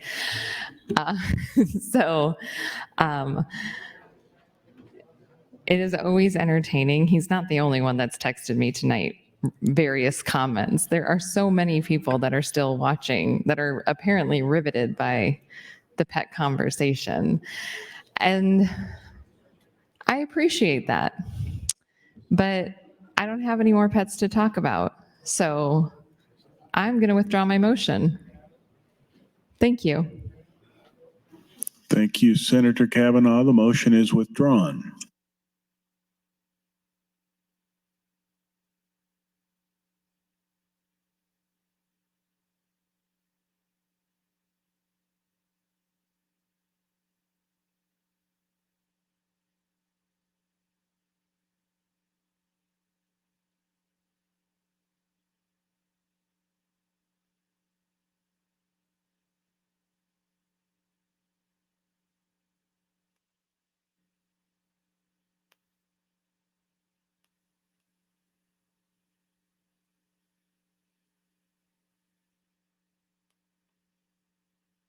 Senator Michaela Cavanaugh would offer AM 984 to LB 296.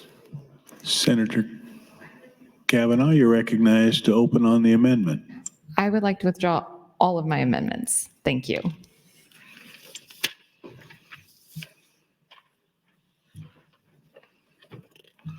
Senator Kavanaugh offers AM 983 with a note she wishes to withdraw.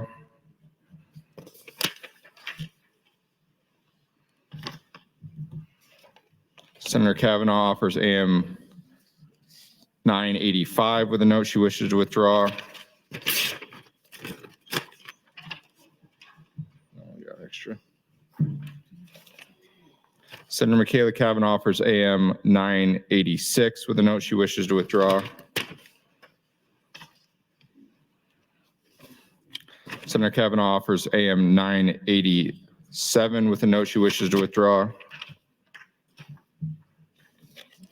Senator Kavanaugh offers AM 988 with a note she wishes to withdraw. Senator Kavanaugh would offer AM 989 with a note she wishes to withdraw. Senator Michaela Kavanaugh would offer AM 990 with a note she wishes to withdraw.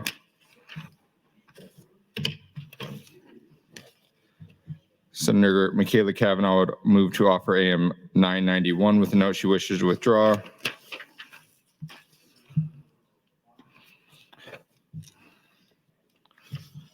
Senator Michaela Kavanaugh would move to offer AM 993 with a note she wishes to withdraw. Senator Michaela Kavanaugh would move to offer AM 994 with a note she wishes to withdraw. Senator Hunt would move to offer AM 1020. Senator Hunt, you're recognized to open on your amendment. Thank you, Mr. President. Mr. Clerk, I'd like to withdraw that amendment as well as my other one. Thank you. Withdrawn. That's withdrawn.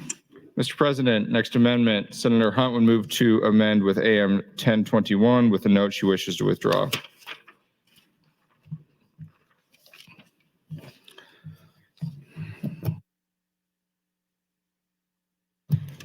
Mr. President, next motion, Senator Hunt would move to indefinitely postpone LB 296. Senator Hunt, you're recognized to open on the motion.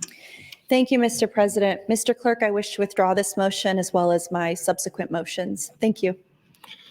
The motions are withdrawn. Mr. President, I have nothing further on the bill.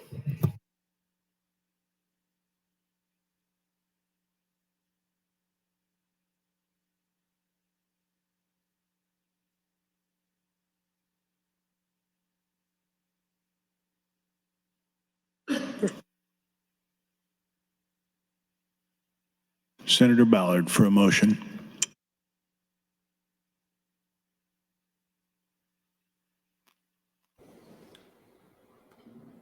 Mr. President, I move to the ENR amendments to LB 296 be advanced to ENR be adopted for engrossing.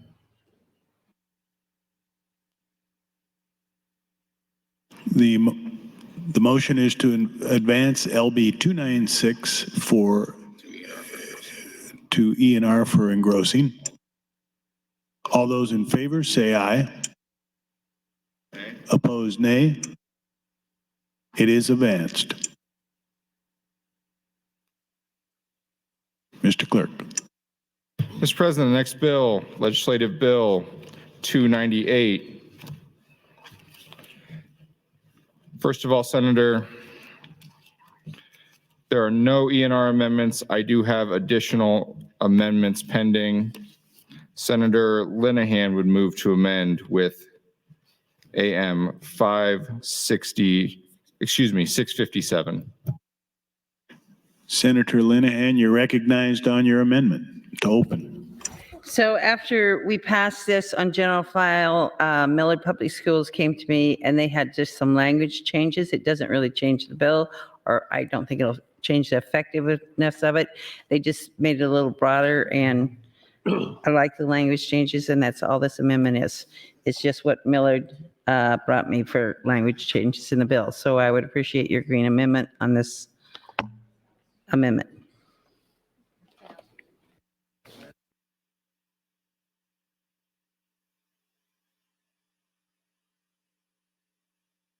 Senator Linehan, you're recognized to close on the amendment and waive.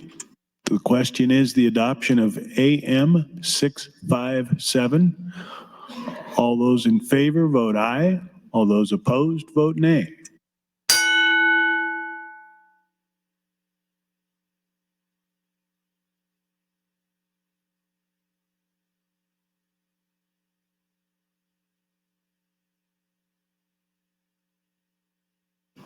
Record, Mr. Clerk.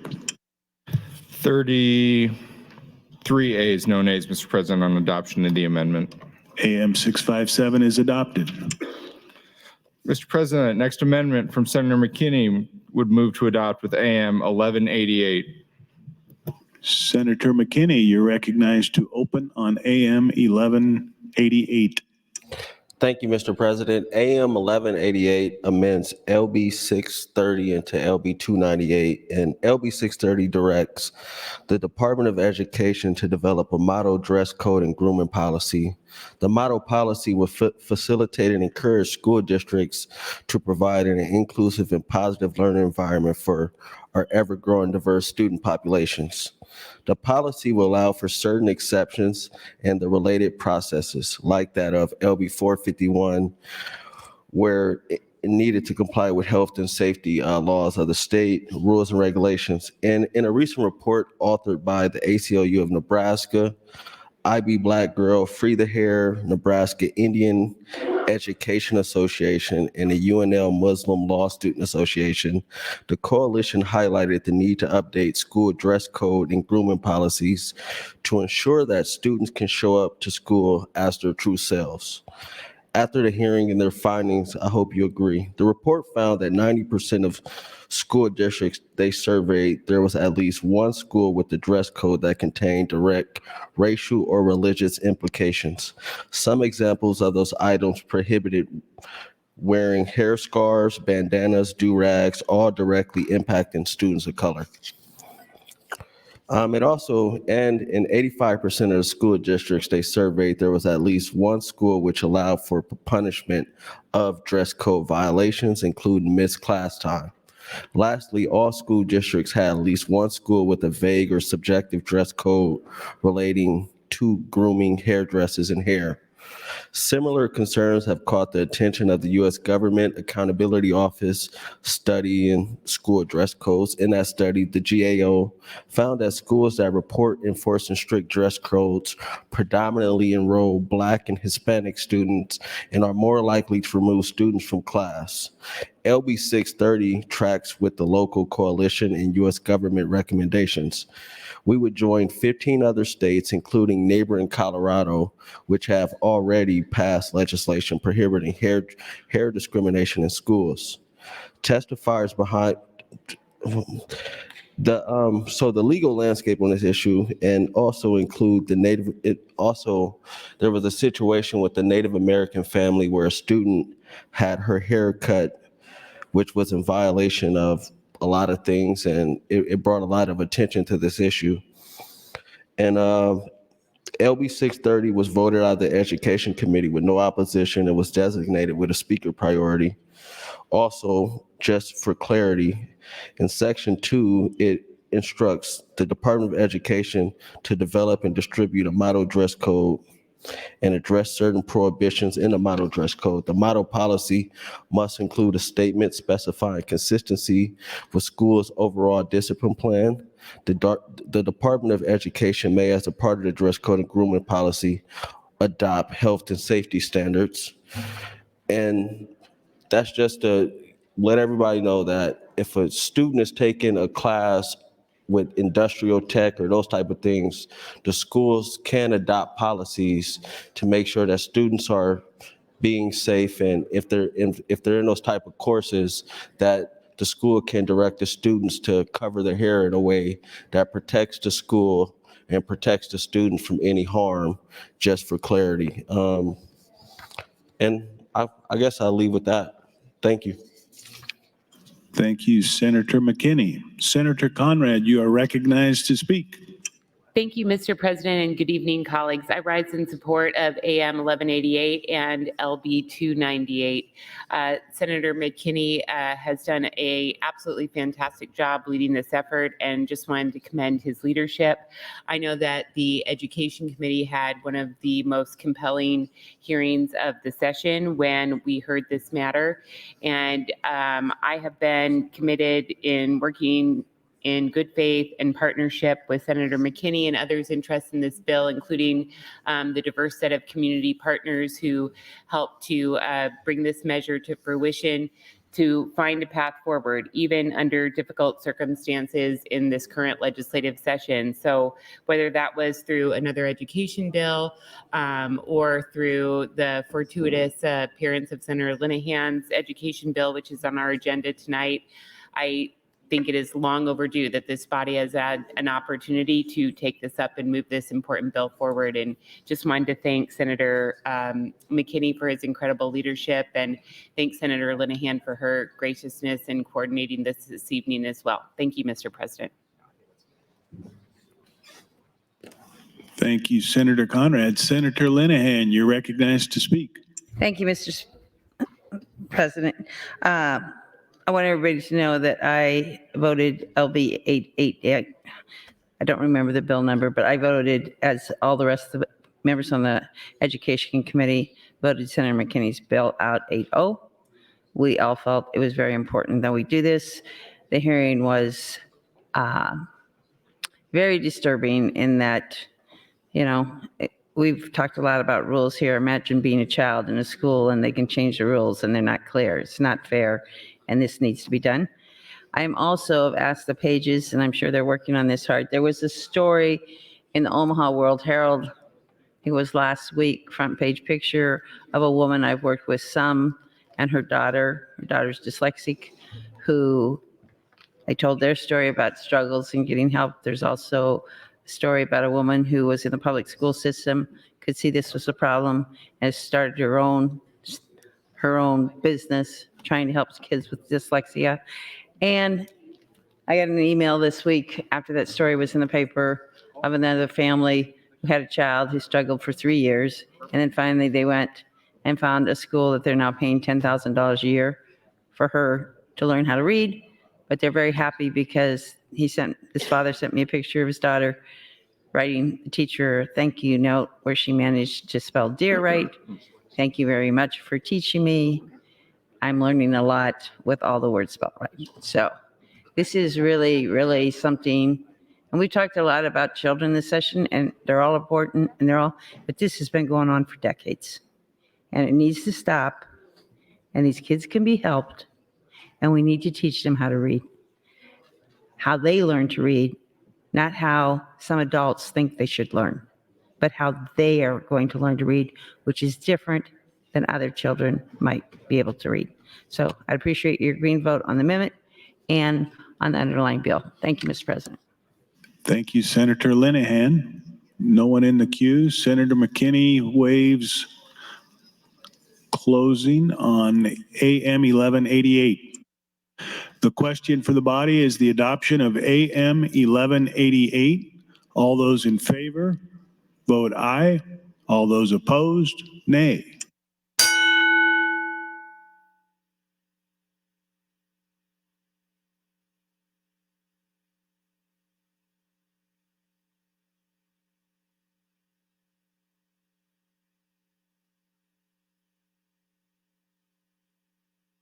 Record, Mr. Clerk.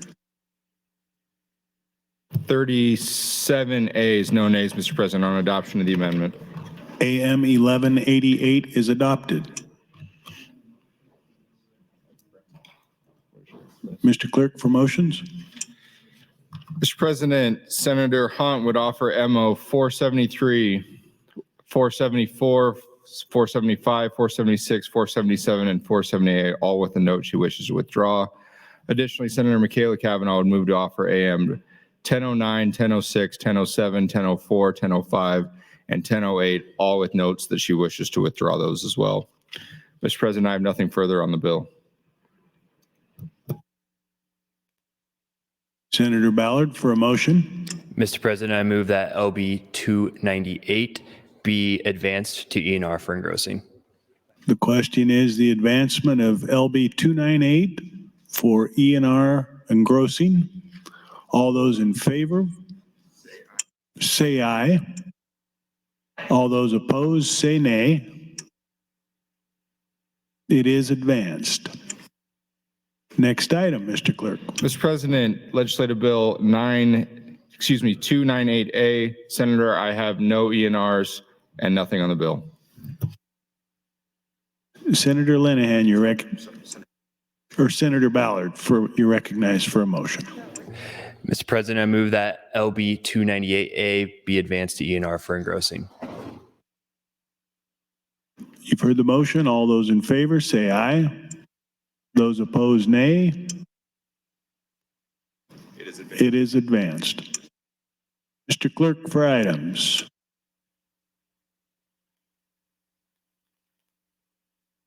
Mr. President, name add Senator Frederickson, name added to LB 181. Additionally, priority motion, Senator Breezy would move to adjourn the body until Wednesday, April 5th, 2023 at 9:00 a.m. The question is the motion to adjourn. All those in favor, state aye. All those opposed, nay. We are adjourned.